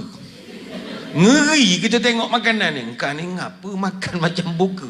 Nasi ada, murtabak pun ada. Sahur makan murtabak. Pukul 11 malam tadi beli, dia kata. Air tak payah cerita lah. Teh tarik ada, air Sprite pun ada, air suam pun ada, jamu tonik tak saya cerita lah. Vitamin A, B, C, fibernya makan, Herbalife-nya, tonik cap ikan haruan Sarawak, macam-macam benda. Engkau ni ngapa makan? Kena jaga, takut kalau lapar susah, dia kata. Dia concern dia benda ni. Rupanya tu level orang ekonomi ya. Level ekonomi. Kalau begitu level business class mana gaya ustaz? Level business class yang kata ulama, fahuwa kafun nazar wal lisan wal yad wal rijli was sama wal basar wasairul jawair lanil asam. Dia orang ni dah bukan level jaga perut, itu level bawah dah. Bukan tak masuk dalam minit lah. Makan, minum tak masuk minit dah. Yang dia paling jaga sekali orang business class ni, panca indera. Mata, telinga, mulut, tangan, kaki, pemikiran, tu dia jaga. Sebab itu ramai orang puasa tapi mulut membawang. Level ekonomi kelas ha? Ramai orang puasa main Facebook masih menyumpah laknat orang kutuk sehari. Tak boleh. Awak level ekonomi kelas, tuan-tuan duduk paling belakang kat tandas nak duduk. Mana nyumpah-nyumpah orang dalam Facebook siang hari puasa. Bukan level orang puasa tu. Dia orang business class ni, dia puasa panca indera. Bukanlah makna mata puasa tapi sambil mamah makan. No. Saya puasa mata je, makan saya makan. Kenapa? Sebab ustaz kata orang level bawah dia jaga perut je. Tak, orang business class bab makan ni tak jadi agenda dah. Dia dah tak mikir dah pasal makan ni. Oh begitu ustaz ya. Habis kalau orang first class macam mana? Oh first class ni lain. First class ini dia saumu qalbi anil himamid dani'ah wal afkari muba'idati anillah wa kafu wa amma siwah. Orang puasa first class. Saya percaya ada tuan-tuan puan-puan ni yang level ini. Orang puasa first class, dia meninggalkan segala-galanya kecuali Allah. Segala-galanya ditinggalkan kecuali Allah dalam hati dia sekarang. Artinya tuan-tuan puan-puan, kalau dah sampai level isteri tanya, "Bang, nak buka apa petang ni?" Buatlah apa-apa. Tu level first class tu. First class. Tak ada cita-cita remeh-temeh, tak ada. Dia tak ada cita-cita, oh petang ni aku nak masak ni, nak makan ni, tak ada. Tak masuk agenda pun. Berbuka tu dia tak perasan buka tak buka. Bahkan dia merasakan asar dah ya, cepat betul jalan. Macam zaman kita jahiliah dulu, Allah lamanya nak nunggu pukul 7. Apa nak jadi dunia ni, jam ni mati remuk bateri. Zaman jahiliah dulu. Habis ramai orang first class, dah pukul 7 dah, astagfirullahalazim, cepatnya buka. Cik suka sangat. Dia nak tunjukkan dia first class kononnya. Padahal tidur bawah meja juga. Dia level orang first class ni tuan-tuan, dia seronok dengan proses berbanding dengan result. Dia beza ya. Ada orang hidup ni dipentingkan result. Jadi kalau dia punya sasaran kerja, dia nak tengok benda tu sampai ataupun tidak. Sampai tak sampai itulah ukuran dia. Ada orang dia tak peduli dengan result. Dia yang dia tahu proses. Sebab itu kalau kita belajar prinsip quality, input, proses, output. Kalau dalam puasa, input iman, prosesnya puasa, outputnya takwa. Jadi end result adalah takwa. Bagi orang yang berpuasa, orang yang level first class, result takwa atau tidak, itu bukan masalah dia. Umpama kita bekerja, bos nak bagi APC, tak bagi, dia punya suka. Aku nak dapat PPC ke APC, siapa nak bagi. Aku enjoy yang kerja aku. Sama macam orang puasa first class, dia enjoy dengan proses lah. Daripada sahur sampai berbuka, dia enjoy dengan suasana itu. Dia sangat enjoy. Sebab dia genuine orang puasa. Dia sama macam saya buat contoh ya, bola sepak. Peminat bola sepak sejati, dia akan tengok perlawanan ataupun dia nak tunggu keputusan saja. Dia akan tengok perlawanan, dia akan tengok proses. Sebab dia minat dengan bola, dia mesti nak tahu proses. Macam contoh 2 hari bulan Jun ni, pukul 3 pagi, grand finale UEFA Champions League. Perlawanan antara Liverpool lawan dengan Tottenham Hotspur. Pukul 3 pagi. Jadi suami puan-puan mesti kunci jam. Yang minat, yang tak minat tak bangun. Kenapa dia minat? Dia bangun, dia minat dan dia nak tengok perlawanan. Padahal game pukul 3 pagi finale, esok kerja. Tapi sebab minat, padahal kalau you bangun pukul 5 pagi dah habis dah bola. Buka YouTube, ada. Dia ada dia punya result dia. Gol kali minit ke berapa. Tapi bagi orang yang minat bola, dia bukan nak tengok gol. Macam kita perempuan yang tak minat bola ya. Tengok berita, tak bedah sebenarnya. Berita sukan, Liverpool berjaya mengalahkan Tottenham Hotspur. Inilah gol-golnya. Kita pun tengok. Oh gol, oh gol. Itu level ekonomi kelas itu. Dia nak tengok result je. Orang first class, dia nak menengok sepanjang perlawanan. Baru ada feel. Jadi tuan-tuan perempuan dah perasan Apa bezanya orang first class dengan economy class? Kita naik kapal terbang pun nak ikut kelas. Kita orang kerjaan ni nak naik bisnes susah lah sikit. Tapi sebab kita ni cerdik, ada point. Enrichnya, ada saudara mara kerja permugaranya, kumpul-kumpul point, dapat bisnes kelas. Bisnes kelas sedap. Ekonomi teruk, kita duduk belakang. Bayang pergi ke Mekah 10 jam, Saudi hak 3 tu ya. Orang tu sandar je terus rapat lutut begini. Keras begini sampai keriat. Ini teruk ekonomi, penat. Tu untung badan kecil-kecil ni. Nak duduk begitu. Kalau domestik, ekonomi kelas, apa makanan yang diberi pada kita? Kacang je. Pas kacang. Buruk bibir mengunyah kacang. Dia bagi air oren. Air cawan plastik je. Ekonomi kelas. Kalau daripada Kuantan ke KLIA, minta bantal, saya ingat sampai Kuala Lumpur, tak dapat lagi bantal. Sebab ekonomi kelas. Cuba naik bisnes kelas. Baru duduk terus nanya, apa khabar Encik Badli? Kenal. Sebenarnya dia kenal semua orang. Cuma dia tak sudi menyebut nama kita je. Dia ekonomi sebab awak ramai sangat. Bisnes tak ramai, ada 10 je. Itu dia tegur seorang-seorang. Sebelum take off ada nak minum air apa-apa. Wow, ada air. Apa ada? Kita ada jus, ada air guava, kita ada air oren, Sprite ada. Itu kan mengada-ngada namanya. Benda tak ada tu dah diminta ya. Nak tunjukkan mesra ya. Sebenarnya mengada-ngada. Bagilah apa-apalah yang sedap. Lepas tu bila dah take off, kita nanti di atas ada nak makan apa. Hari ni kita ada sandwich, ayam ke, nak kambing ke apa ke. Bagi saya ayam.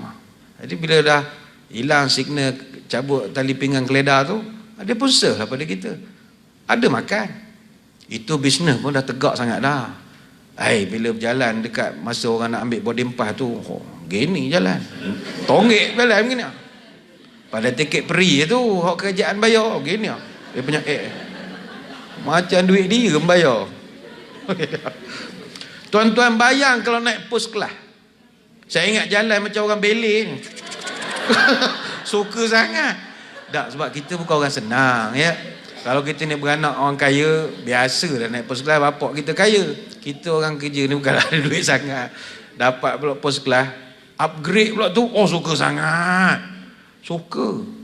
Dia ke post kelas. Saya post kelas saya tak pernah naik. Memang tak mampu pun nak kumpul poin, betul lepas. Post kelas ni saya tanya juga orang, apa beza first class dengan business class? Sebab bagi kita business class ni macam sedap sangat dah. First class tiket sampai 40,000 pergi ke Sydney. Banyaknya. Apa benda yang dapatnya? Ada CJ ke benda ke? Macam pergi kursus. Kata mahalnya. Kalau dapat diploma suka juga ya. Turun-turun sini ada diploma naik kapal terbang. Okey lah. Sama dengan yuran 40,000. Rupanya first class ni, kalau ada pesawat-pesawat tertentu ni, dia panggil yang first premium punya, dia ada suite, bilik luar biasa dengan katilnya, ada mandi, ada shower. Wah, boleh mandi. Kalau boleh mandi, kena pergi dengan isteri lah jawabnya. Boleh mandi sebenar-benar mandi katanya. Tiket 40,000, takkan tak nak mandi je lah. Walaupun dah mandi lagi, bayar mahal. Sanggup mandi 3 kali, tak apa. Beladuk air lah kapal terbang. Ngapa? Keluar-keluar air pada bilik air orang ni. Rupa kerja mandi. Nak baloi 40,000 bayar. Lepas tu dia punya makan. Saya tanya, kan makan sama, periuk sama, dapur sama? Tak. Orang first class ni, dia ada on board chef. Dia ada chef khas. Dia tak layan ke business class, dia layan kita. Seat dia tak banyak kan, berapa first class. Jadi dia bila makan ni, chef datang, bukan pramugari datang. Lepas tu dia punya makanan dine on demand, makan ikut kehendak kita. Macam tuan-tuan duduk business class, economic class, makan ikut kehendak yang disediakannya. Buka menu, sejam lepas kita ada ayam, satu lagi kita ada mi. Ayam ke mi? Tak ada bilik lain lah, tak ada ni ada. Business class pun sama. Cuma business class beza dia, kita boleh makan bila ndak. Ekonomi kelab kena makan macam tu je. Mana kalau membuta, kami tak gerak dah. Padahal muka lah, jangan order-order kemudian. Kami tak hantar dah. Itu ekonomi. Bisnes boleh membuta dulu. Mana beritahu, saya nak tidur dulu, jangan kacau saya. Sejam lagi nak sampai ke Riyadh kan, kejutkan saya nak makan ayam. Baik encik. Dia tanda lah. Itu bisnes kelas. Tapi kalau first class, premium, menu ni macam kedai. Kambing, ayam, macam zoo negara, segala binatang ada.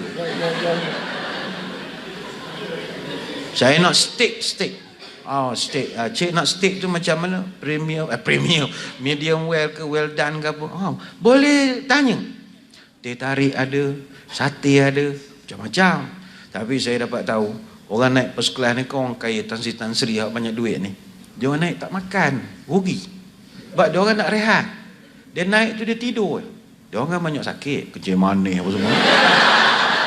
Jadi bila naik kapal terbang tu, dia minta air kosong je. Dia nak makan ubat, dia kena makan sikit. Dia minta makan tu, dia minta roti. Itu je. Roti ban. Tu pun makan yang putih. Kulit tak makan. Saya kata, ruginya ya. Pos kelas tak makan. Cuba makanan tu hantar ke ekonomi di belakang. Marvelous. Kita pakai kacang-kacang. Tak ada benda lain baginya. Cuba kita muhasabah lah ya. Kalau dunia nak sangat naik first class, kenapa dalam Ramadan tak nak duduk dalam first class? Jomlah duduk first class. Macam mana cara ustaz? Janganlah sibuk kena buka. Janganlah tak berbuka langsung. Bang, mainlah buka. Tak apa, aku first class dah, tak nak buka. Ngapa jadi begini? Kau makin sesat kalau dengar ceramah tak? Tak, yang saya masukkan bukan dia tak nak buka, dia dah tak ada agenda nak buka ni. Macam sekarang kan kita berangan-angan sekarang ni.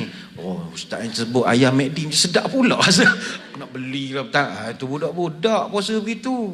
Sebut Allah air tembikai sedap pula kaya. Budak-budak. Cuma perempuan lain.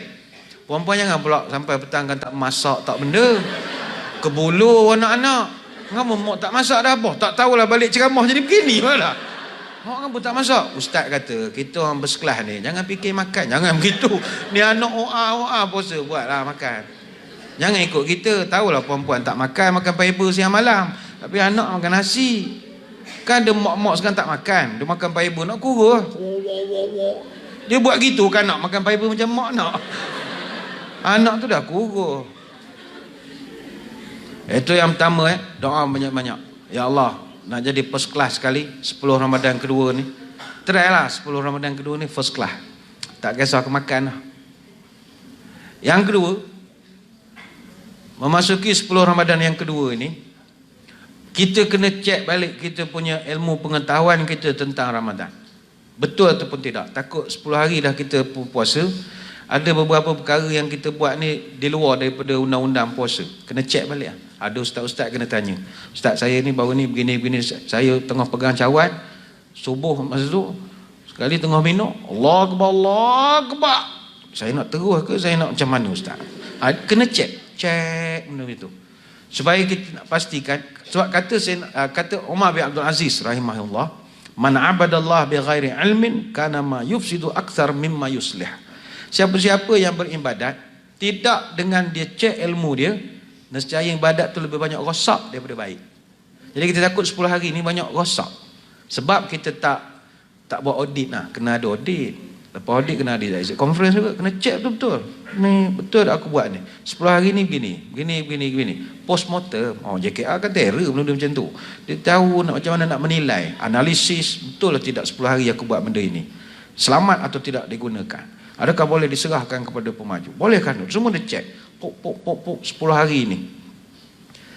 Orang yang tidak ada pengetahuan tentang hukum hakam puasa, ada kemungkinan puasanya jadi rosak. Macam misalnya contoh, ada orang dia tak tahu sangat hukum hakam puasa. Jadi dia suka-suka hati dia je lah. Saya ada satu cerita, ni orang tak faham hukum hakam. Satu orang saudara baru, orang Cina masuk Islam. Dia mengadu, saya masuk Islam, saya umur sudah dekat 50, saya masuk Islam. Itu ustaz cakap, saya hari ini masuk Islam, itu saya punya puasa daripada budak-budak semua kena ganti. Mati ini macam mana mau kira? Ini macam banyak susah mah. Mana? Siapa yang mengajar begitu? Takkan nak kotak semua orang tu baru masuk Islam. Syarat puasa Islam. Syarat. Kalau kawan-kawan kita yang non-Muslim nak puasa, silakan. Tapi kalau dia nak buka pukul 1 ke, buka lah. Awak tak berdosa pun. Sebab awak tak disuruh berpuasa. Dia nak meraih lah, tak ada masalah. Tapi tak ada tanggungjawab pun dia nak puasa. Jadi kalau orang tu baru masuk Islam, yang sepanjang masa dia dalam keadaan belum Islam, tak perlu qada. Kecuali murtad, itu kena qada. Contoh, katalah dia ni Islam, orang kampung, sekampung dengan kita Islam. Tapi tahun lepas, sebelum puasa, dia tukar agama. Ngapa engkau tukar agama? Aku tak minat Islam. Aku tengok banyak sangat traffic light lah, merah hijau, itu tak boleh, ni boleh boring lah. Lagipun raya kita tak happening lah, balik-balik ketupat Christmas bell, jingle bell. Kata nampak meriah lah. Habis kan nak jadi jingle bell ni, aku nak jingle bell, Santa Claus bell. Dia pun tukar agama. Jadi Ramadan tahun lepas dia tak puasa, Christmas dia sambut, bagai nak rock, pasang pelita, suka sangat. Tiba-tiba hujung tahun baru ni insah. Dia menengok YouTube ceramah Zakir Naik. Wah. Oh, insah dia. Betul juga, aku ni dah salah. Jadi bulan 3 dia mengucap 2 kalimah syahadah, masuk Islam semula. Orang macam ni dia kena ganti balik puasa dia yang tahun lepas sebagai denda kepada dia. Itu yang ada perbezaannya. Ada perbezaannya. Sama juga dalam bab mampu. Orang yang tidak mampu tidak dituntut berpuasa. Sebab itu bila bab mampu ni, kata para ulama, ada orang dia tak mampu dari sudut adat, ada orang tak mampu dari sudut syarak. Sebagai contoh, orang perempuan yang tak semayang itu tak mampu sudut ibadat syaraknya. Tapi ada pula orang yang tak mampu daripada sudut adat. Siapa contoh?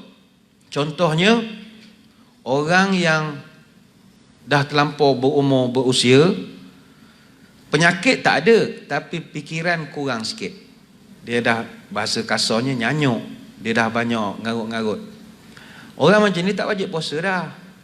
Macam mana nak tahu dia nyanyuk, Ustaz? Ginilah, awak anak dia kan, kalau dia sampai sehari 4 kali tanya awak ni siapa, itu nyanyuk lah.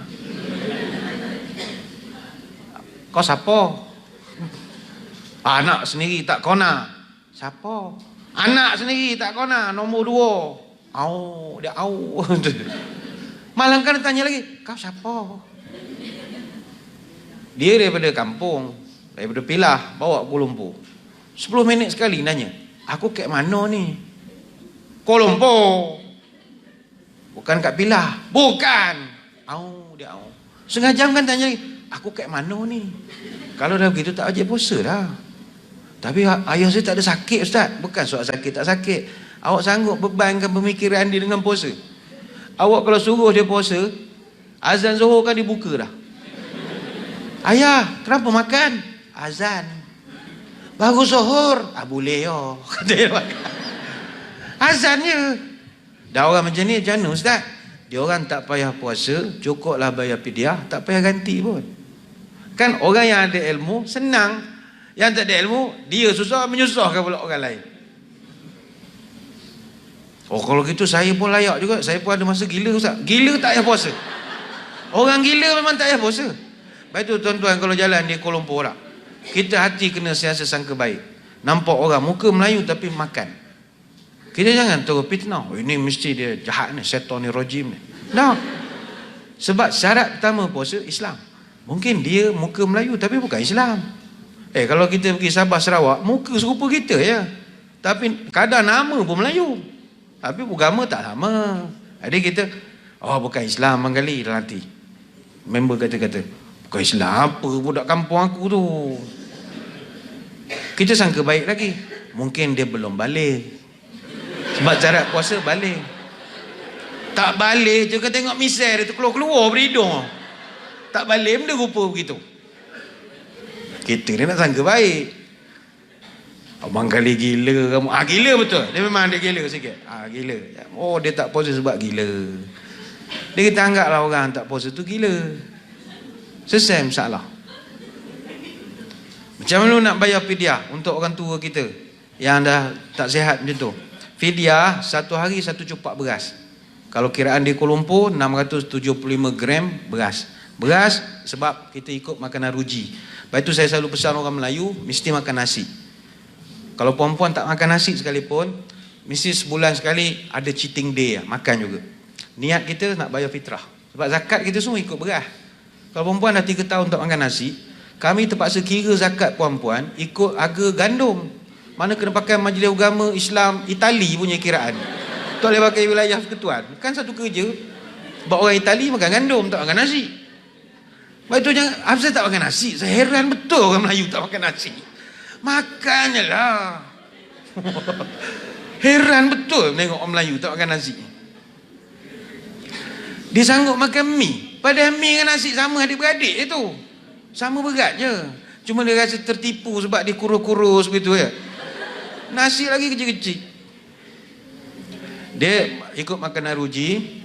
Biasanya fidyah 1/4 dari dia kira macam 1/4 daripada zakat fitrah. Itu cara senang nak kira. Artinya kalau KL wilayah dia punya zakat fitrah RM7, maknanya 1/4 darab bagi dengan darab RM7 lebih kurang dalam RM1.80 satu hari lah. Itu kita bayar untuk ayah kita RM1.80 satu hari. So kalau 30 hari terus tak puasa macam mana? 30 darab RM1.80 lebih kurang dalam RM54. RM54 beli beras bagi orang susah. Selesai masalah. Untuk ayah atau mak kita yang dah muzur. Sama juga untuk orang sakit. Orang sakit sebenarnya tak wajib puasa. Tapi sebab dia semangat sangat nak puasa, yang itu menimbulkan macam-macam hukum hakam yang kita pening nak menjawab tu. Ustaz, saya ni bulan puasa IJN appointment, saya dah minta setahun, tarikhnya kena bulan puasa. Jadi dia nak masuk ke mesin kamera endoskopik dalam tekak ni, masuk sampai ke perut. Macam mana gaya? Batal tak Ustaz? Susah dah nak jawab. Susah lah nak jawab. Kita patutnya pakcik ni kita consider orang sakit je. Oh, saya tak sakit, saya masuk kamera kan nyusah namanya. Bila dah kamera masuk, kan bila tarik kamera keluar, pakcik pun balik ke rumah, rampang ke Ceras ke mana ke, dalam kereta tiba sendawa. Rasa tom yam pula lah. Bila aku makan tom yam? Ada jadi mikir, agaknya wayar tadi tu doktor tu subuh tadi makan tom yam, tak basuh tangan agak Oh, melekat dah tom yam lampu. Kan jadi pening. Sebab itu kalau sakit tak payahlah puasa. Awak sakit gigi, pergi ke klinik. Doktor tu menebuk ke lubang tu, siap ada sedut air. Nak puasa lagi. Air sampai ke sini lah. Puasa. Kan menyusahkan orang nama itu. Tapi puasa kena garis bawahkan 3 perkara. Kalau sakitnya ringan dan kalau dia tak berpuasa, tak menjejaskan, dia kena teruskan puasa. Apa sakit ringan-ringan? Yang kalau dia puasa pun tak jejas sakit dia tu. Contoh sakit lutut. Apa kena mengena lutut dengan tak puasa? Saya payah nak bangun, Ustaz, bila bangun sakit lutut. Orang tu tak puasa tu. Orang tu tak puasa. Tak ada kena mengena lalu lutut dengan puasa. Itu kena. Macam kami tangkap orang tak puasa, ada tangkap. Yang sekarang ni trend kebelakangan ni, yang tak puasa ni orang pencen ramai. Dulu budak-budak muda. Agak dulu yang budak muda tu sekarang dah pencen, jadi dia juga. Jadi mungkin orang yang sama agak agaknya lah. Dia juga hak tula. Tapi sekarang dah pencen dah, jadi AJK masjid apa, insah lah dengan songkok semua kan. Dah tak puasa. Terajang kedai topiang, kopi tiang, tengok makan si lemak kedai Cina serupa. Dia tengok kita dah, Allah Ustaz. Ngana haji tak puasa ke ni? Oh, apa tak puasa? Kencing manis, kencing manis. Tunjuk surat doktor.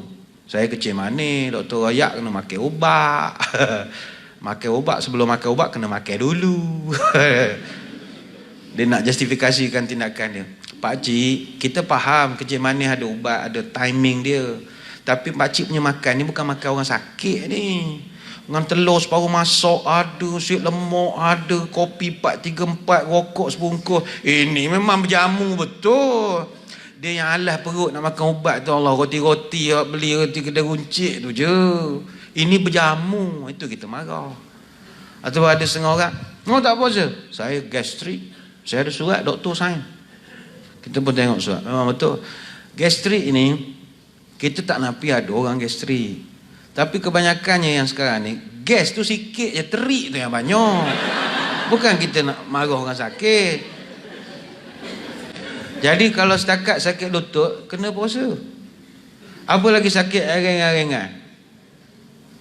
Kudih buta, kena puasa. Eczema, puasa. Jawat batu, puasa. Apa kena-mengena? Apa lagi ya?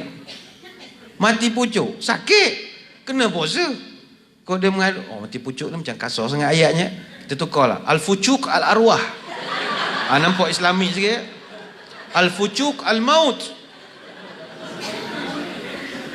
Orang lelaki yang dah tak sihat, dia consider sakit, tapi apa kena mengena benda tu dengan puasa? Awak kena puasa. Tapi yang kedua kata ulama, kalau sakit tu, bila dia sakit dan dia puasa, bila dia puasa penyakit dia jadi bertambah teruk, ataupun jadi lambat pula baik, maka ketika itu dianjurkan tidak berpuasa dan dimakruhkan kalau dia terus puasa. Contoh dia ada kena mengambil ubat. Ubat ni pula biasa orang jantung-jantung ni ubat dia pelik-pelik, cari darah lah, bawah lidah, pelik-pelik ubat dia, bukan macam kita main telan-telannya. Jadi dia orang tu kadang kena makan dulu, kena ni. Itu kalau dia puasa, dia jadi lambat pula baik parut operation dia tu. Dia tak payah puasa lah, tak payah puasa. Yang ketiga kata ulama, apabila seorang tu sakit dan kalau dia berpuasa menyebabkan dia jadi maut atau mudarat, haram puasa. Haram. Oh, sakit jenis macam mana ustaz yang boleh dapat tarah yang haram ni? Ada orang ada nak. Baik, penentuan haram tu ataupun maut satu penyakit itu ditentukan oleh pakar perubatan, bukan oleh kawan-kawan kita. Kawan kita pegang demam, panas ni, engkau ni kalau puasa ni meninggal ni. Kita pun iya ke? Order McD. Kenapa tak puasa? Mak khabar kalau aku puasa kita. Mak ni siapa? Kalau mak tu pegawai perubatan, kita terima. Kalau dia teknisian super kita, tak payah. Yalah. Super je kita berdua sama ilmu tak payah. Tapi kalau doktor, pakcik kalau tak makan ni, pakcik meninggal ni. Iya ke doktor? Buat surat besar sikit. Buat salinan banyak sikit kata. Nak pakai sampai tahun depan. Sebab dia doktor, dia benarkan. Sama juga anak-anak buah kita yang terlibat dengan kerja-kerja yang di lapangan ni, 3D dirty, dangerous, difficult. Dia orang ni cerita anak beranak, jangan cerita ke dia orang. Ni awak pun jangan viral ni. Dia orang sebenarnya boleh tak puasa? Boleh, tapi jangan cerita ke orang. Dia dibenarkan tak puasa sebab puasa ni dia atas mampu. Dia punya kerja teruk, menurap jalan tengah-tengah hari, ingat senang, tuan-tuan terai lah sekali. Nak tahu langit tinggi rendah, kita ngarah tak kertas, terror buat sekali nak tahu. Tengah-tengah panas tu buat kerja. Sebenarnya dia orang ada keringanan tidak berpuasa. Dengan catatan, pertama sekali, dia hendaklah berpuasa juga pada hari itu. Maknanya, dia nak pergi kerja tu kena puasa juga. Nawaitu sama Rodin baca ke niat. Mana pukul 4.30 itu, bersahur jugalah. Bersahur. Pergi kerja pukul 7, sampai dekat site buat kerja, gogang. Masih berpuasa. Tiba sampai pukul 11-12 hari panas. Oh, dia kata dahaganya berpindah mata ni. Wah, bukalah, tak ada masalah. Jangan dia siap sarapan kat rumah macam biasa dia buatnya.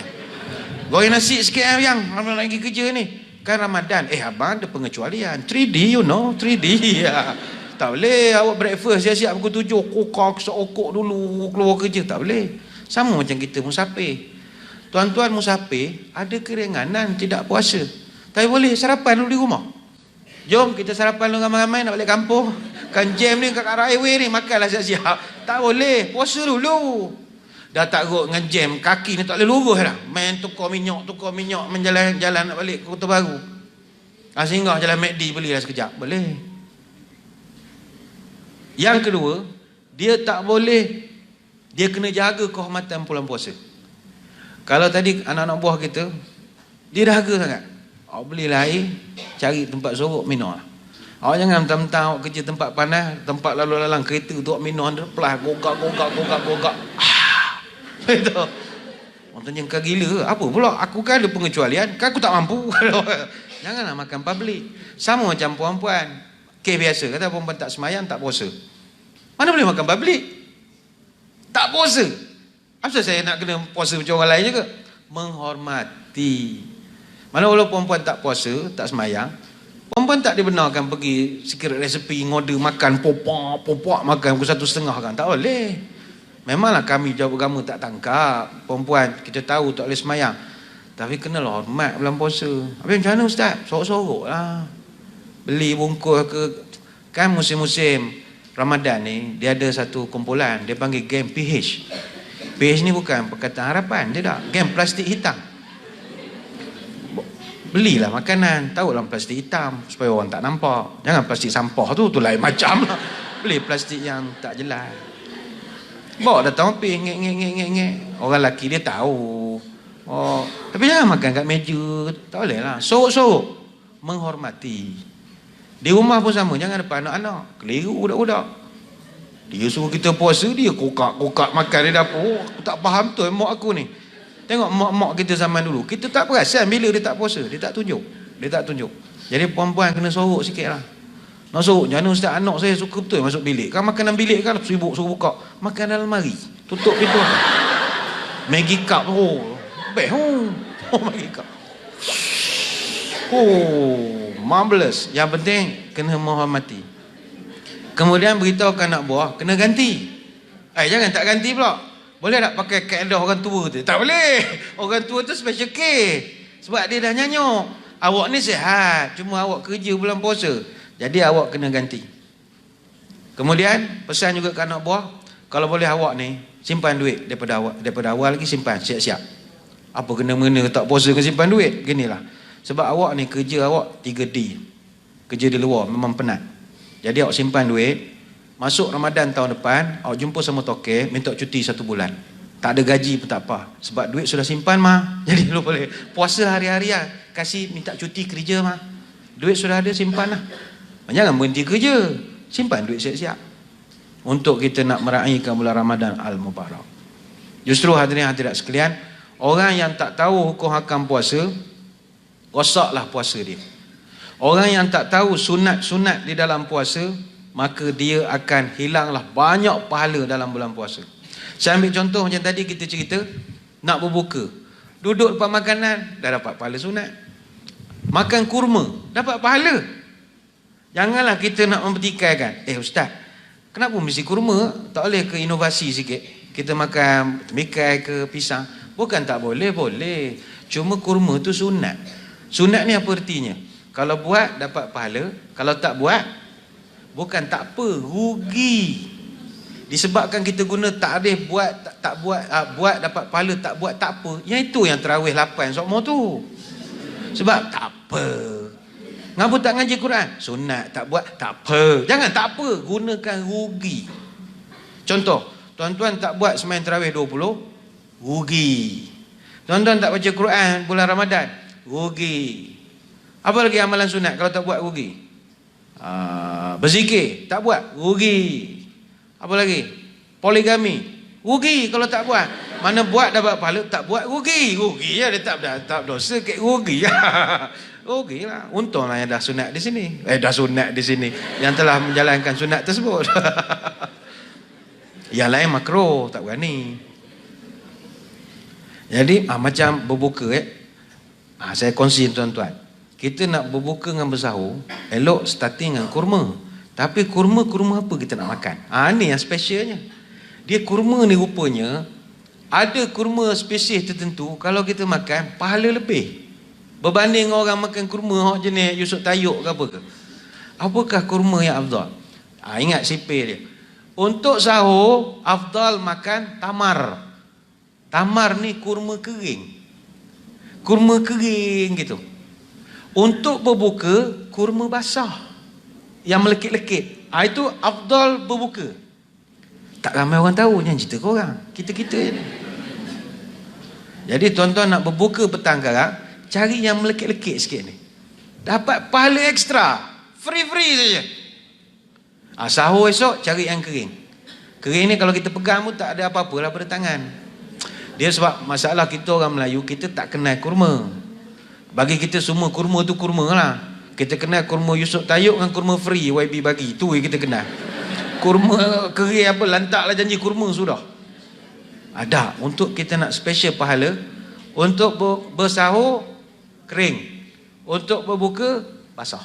Boleh ingat jangan sampai tak sahur pula nanti kering ke basah. Jangan 5:30 10 minit kan nak azan. Awak ni bila nak sahur? Nak ingat ke ustaz tu cakap kering ke basah. Alah, makan je lah benda ada roti jala lah, apa ada je. Ni kalau nak ekstra pahala. Apa lagi ekstra pahala?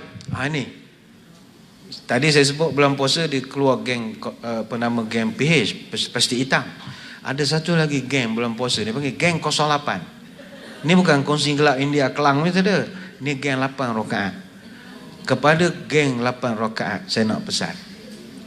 Geng 8 rakaat kita punya ibadat sikit rugi.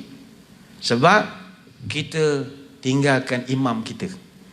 Jadi kalau tuan-tuan nak buat 8, boleh cari tempat yang sama-sama buat 8. Sama sekufu dengan kita. Baru setaraf.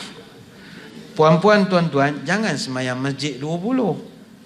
Sebab dalam hadis Tirmizi Nabi pesan, siapa-siapa yang semayang dengan imam daripada mula sampai imam balik, dia dapat pahala qiyamul lail sepanjang malam.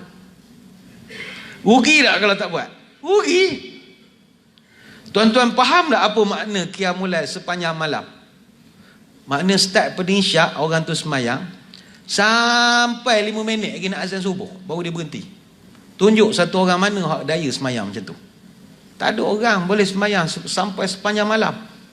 Tapi dek kerana kita duduk setia, tak berbelah bagi dengan imam, walaupun tak semayang, sila duduk belakang tunggu imam balik. Dah kunci motor kat imam, kita anak dia, memanglah tunggu. Ayah rajin anak malas duduk belakang. Kuih habis dah, moris hentak kita. Tunggulah juga ayah tak boleh balik. Dapat pahala qiyamul lail sepanjang malam. Kita orang jenis pemalas macam kita ni, paling lama kita semayang berapa lama? Tak lama semayang kita ni. Saya ingat semayang 8 rakaat 20 tu pun dah lama sangat dah bagi kita. Ada orang kuat. Macam contoh baru ni keluar dalam berita, di Pondok Pesantren Al-Fatah, Desa Temboro, di Kecamatan Karas, Kabupaten Magetan, di Jawa Timur. Di sana dia semayang tarawih 23 rakaat 8 jam. 8 jam. Dia orang start semayang pukul 7 malam, dia kan maghrib awal. Lepas isyak dia semayang pukul 7, habis 23 rakaat pukul 3 pagi. Tinggal beberapa minit lagi nak azan subuh. Dia orang rakaat pertama sampai rakaat ke-20, imam baca komplit 30 juzuk. Tiap-tiap malam khatam Quran. Dulu orang ingat macam main-main. Tuan-tuan balik buka YouTube, buat betul. Dia punya pembahagian dia, setiap rakaat imam akan baca 1 sampai 2 juzuk. 1 rakaat. 1 rakaat. 1 rakaat 1 juzuk. Saya ingat lutut kita tak berasa rasanya. Ada.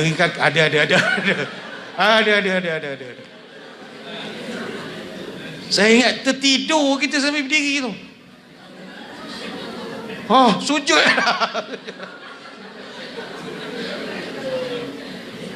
Buka, kita kagum ada orang kuat. Tapi kita ni tak sekuat itulah. Kita tak sekuat itu. Nak ibadat sepanjang malam sampai kat subuh berhenti. Tapi tak apa. Tips mudah. Tak payah semayang sepanjang itu. Kita duduk je tunggu imam sampai balik. Abang lambat balik 10.30. Biasa 9 suku ada dah. Dengar ceramah lain macam lah. Ustaz tu besar dia kata kena tunggu imam balik. Dapat pahala qiyamul lail sampai malam.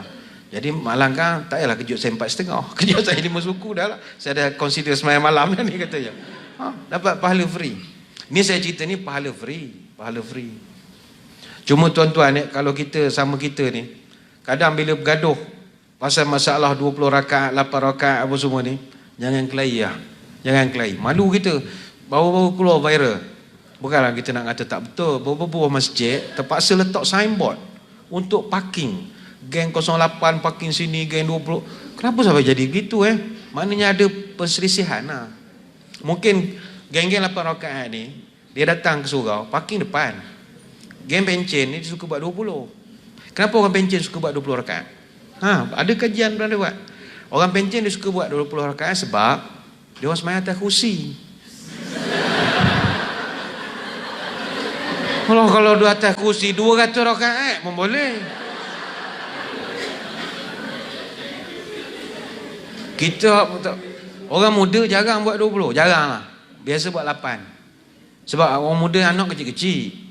Kalau anak balik sekolah petang, abah, dia nak beli color Luna 24. Mana nak cari? Saya beri tak jual. Kena pergi supermarket. Supermarket pukul 10 duduk dah. Jadi kita 9 suku 9.30 tu dah terkejar-kejar. Tu pun 9.50, tokek dah tarik pintu. Dah tutup dah. Pressure sikit lah. Pressure sikit. Orang bencin, anak dah besar dah nak beli color Luna. Buat apa 24? Dia beli kat 7E color pendek-pendek tu cukup lah. Alasan lah nak balik 8. Cuma orang buat 8, janganlah sombong sangat. Jangan sombong. Ada dengar ujung-ujung telinga dia mengata, awak suruh awak buat berapa? Kau minta orang buat 23. 23. Kita orang buat 8 je. Kenapa 8? 8 lah ikut Nabi. Awak 20 ni ikut Omar. Tak betul. Kita hidup kena ikut Nabi. Boleh ikut Omar pula. Janganlah cakap begitu. Ayat awak pun dah tak betul dah. Awak sebut awak ikut Omar. Omar mana ingat Haji Omar belakang rumah awak? Yang nyusun ni bukan Haji Omar. Sayyidina Umar Al-Khattab radhiyallahu anhu. Sahabat Nabi. Dah mana kena-kena sahabat kita ikut Nabi ustaz gini. Omar ni bukan jalan-jalan orang. Nabi pernah sebut, kalau ada Nabi lepas aku, engkau lah orangnya. Wujud tak ada Nabi lepas pada aku. Macam mungkin tuan-tuan perempuan ada yang minat Syiah. Tak apalah, itu hak masing-masing. Syiah ni memang meluat betul dengan Umar ni. Memang dia meludah. Kalau Umar Al-Khattab dengan Abu Bakar ni, dia menyampah betul. Tak apalah, itu hak awak. Tapi kita nak khabar begini. Seburuk-buruk Umar yang kita kata buruk tu, kubur dia sebelah Nabi. Takkan situ tak boleh ukur orang tu hebat tak hebat. Kita dengar orang mati kat Mekah Madinah pun hebat lah. Dapat beritahu ustaz sekian-sekian meninggal di Madinah. Masya Allah, hebat sungguh, hebat. Allah meninggal di Madinah. Meninggal di hotel. Makan kambing terlebih, meninggal. Contoh, bukan kata ngina dah. Overdose makan, ubat tak bawa, mati. Bukan meninggal tengah ganti tasbih di Raudah, dah. Meninggal di hotel. Tapi sebab persepsi. Wah, meninggal di Madinah. Masya Allah. Tanya ke bumi di mana? Bakit, Masya Allah. Bakit tu dengan kubur Nabi berapa jauh? 100-200 meter. Umar Al-Khattab mati di Madinah. Kubur sebelah Nabi. Takkanlah tak boleh respect sikit pun. Respect lah sikit. Nabi, pernah satu hari Nabi menyebut, qad kana yakunu fil umami qablakum muhaddatsuna fa in yakun fi ummati minhum ahadun fa inna Umar bin Khattab minhum. Umat-umat dahulu, kata Nabi, ramai di kalangan mereka Allah beri mereka ni muhaddatsun, firasat tepat. Mana kalau dia teka jadi. Dan kalaulah ada di kalangan umat aku yang dapat kelebihan itu, maka salah satu orang yang firasatnya tepat adalah Umar Al-Khattab, kata Nabi. Hadis Bukhari Muslim. Baik itu kita kalau berkawan dengan orang firasat tepat, untung kita. Selamat hidup. Bawa pergi mancing dia ada firasat. Tak ada ikan ni boh. Ya ke? Firasat tepat. Jom cari kat lain. Rupa ajak pergi kedai beli ikan je lah, senang kata. Turun masak 3 rasa turun. Dia nak mancing-mancing. Nak keluar rumah, boh ni hujan ni boh. Mana nak tahu? Kau tahulah. Kau musim terkujur kan Pantai Timur. Kenal bau rumput tu tahu dah. Hujan ni. Hujan betul. Seronok kawan orang firasat tepat ni. Kalau naik kereta, bawa slow sikit bawah depan corner tu kan rasa macam ada kereta berhenti mengejut tu. Sampai dekat ada tu firasat tepat. Umar Al-Khattab jenis begitu, firasat tepat. Pernah satu hari Umar Al-Khattab dia bagi khutbah. Tengah khutbah kali dia menjerit, Sariyah bin Husain, bukit. Terkejut semua orang. Apa tengah khutbah tek lain, baca lain pula ni lah. Sebut bukit apa Habis semayang, tak ada lah orang berani tanya dia. Umar ni garang. Yang berani Ali bin Abi Talib. Sama garang lah. Ali tanya, Ahli kan anda pedang cabang dua, mau tak garang, pedang di mata dua begini, orang pedang mata satu dia dua cabang. Zulfikar. Tuan, apa hal tengah khutbah tadi tiba menjerit sebut nama Sariyah bin Hasim. Kata Umar begini, awan tengah khutbah, tiba depan kawan ni macam Tuhan terjali kan, kawan nampak peta. Macam depan tu ada Sariyah bin Hasim dan pasukan tenteranya, musuh kepung pada atas bukit. Jadi kawan dapat nengok map view ni. Jadi kawan tegur ke dia, naik bukit. Lepas tu dia hilang begitu je. Kawan pun heran kenapa jadi macam tu. Dia senyap je lah. Berapa bulan kemudian pasukan tentera tu balik. Jumpa Sariyah bin Hasim menghadap Panglima, beritahu report apa yang berlaku. Dia kata, tuan, ada perkara pelik berlaku. Kami tengah buat jalan-jalan operasi, rupa bandit di atas bukit nak tembak kami. Tapi kami dengar suara sebiji suara tuan suruh naik bukit. Sariyah naik bukit. Tuhan di sana ke? Umar diam, tak cakap apa-apa. Hebat tak hebat? Tuan-tuan lagi mau kutuk dia buat 20 rakaat. Ingat ni Haji Omar. Omar Al-Khattab ni. Orang firasat tepat ni tak semua. Nabi sebut kalau ada, maknanya bukan semua orang firasat tepat. Tu ada satu orang TV9 cerita, dia orang interview satu orang pakcik kat Selangor. Dia ni memang terror betul. Dia kalau tangkap ikan, ramai-ramai nelayan, dia paling banyak tangkapan. Sampai jadi berita masa tu. Tak tahu ilmu apa dia pakai. Dia ada ilmu laut, ilmu kena angin apa semua lah. Jadi kru TV9 ni tanya kepada dia, apa sebenarnya rahsia pakcik tangkap ikan? Kata dia, saya guna firasat. Oh, firasat. Macam mana firasat? Gini, sebelum saya keluar pergi ke laut, saya tengok cara isteri saya tidur. Dia gitu. Kalau isteri saya dia mengiring ke kiri, saya akan tebor jala tu ke kiri juga. Jadi ke dia? Tuan-tuan try lah. Kalau saya nak keluar tu, saya tengok isteri saya ngiring ke kanan, saya tebor ke kanan. Begitu. Dan jadi ke dia? Lepas tu kru TV9 tanya, kalau isteri pakcik tidur terlentang? Kalau terlentang, rezeki saya lah. Saya pun tak pergilah ke laut. Itu katanya. Ni tak batal puasa mendengar cerita ni.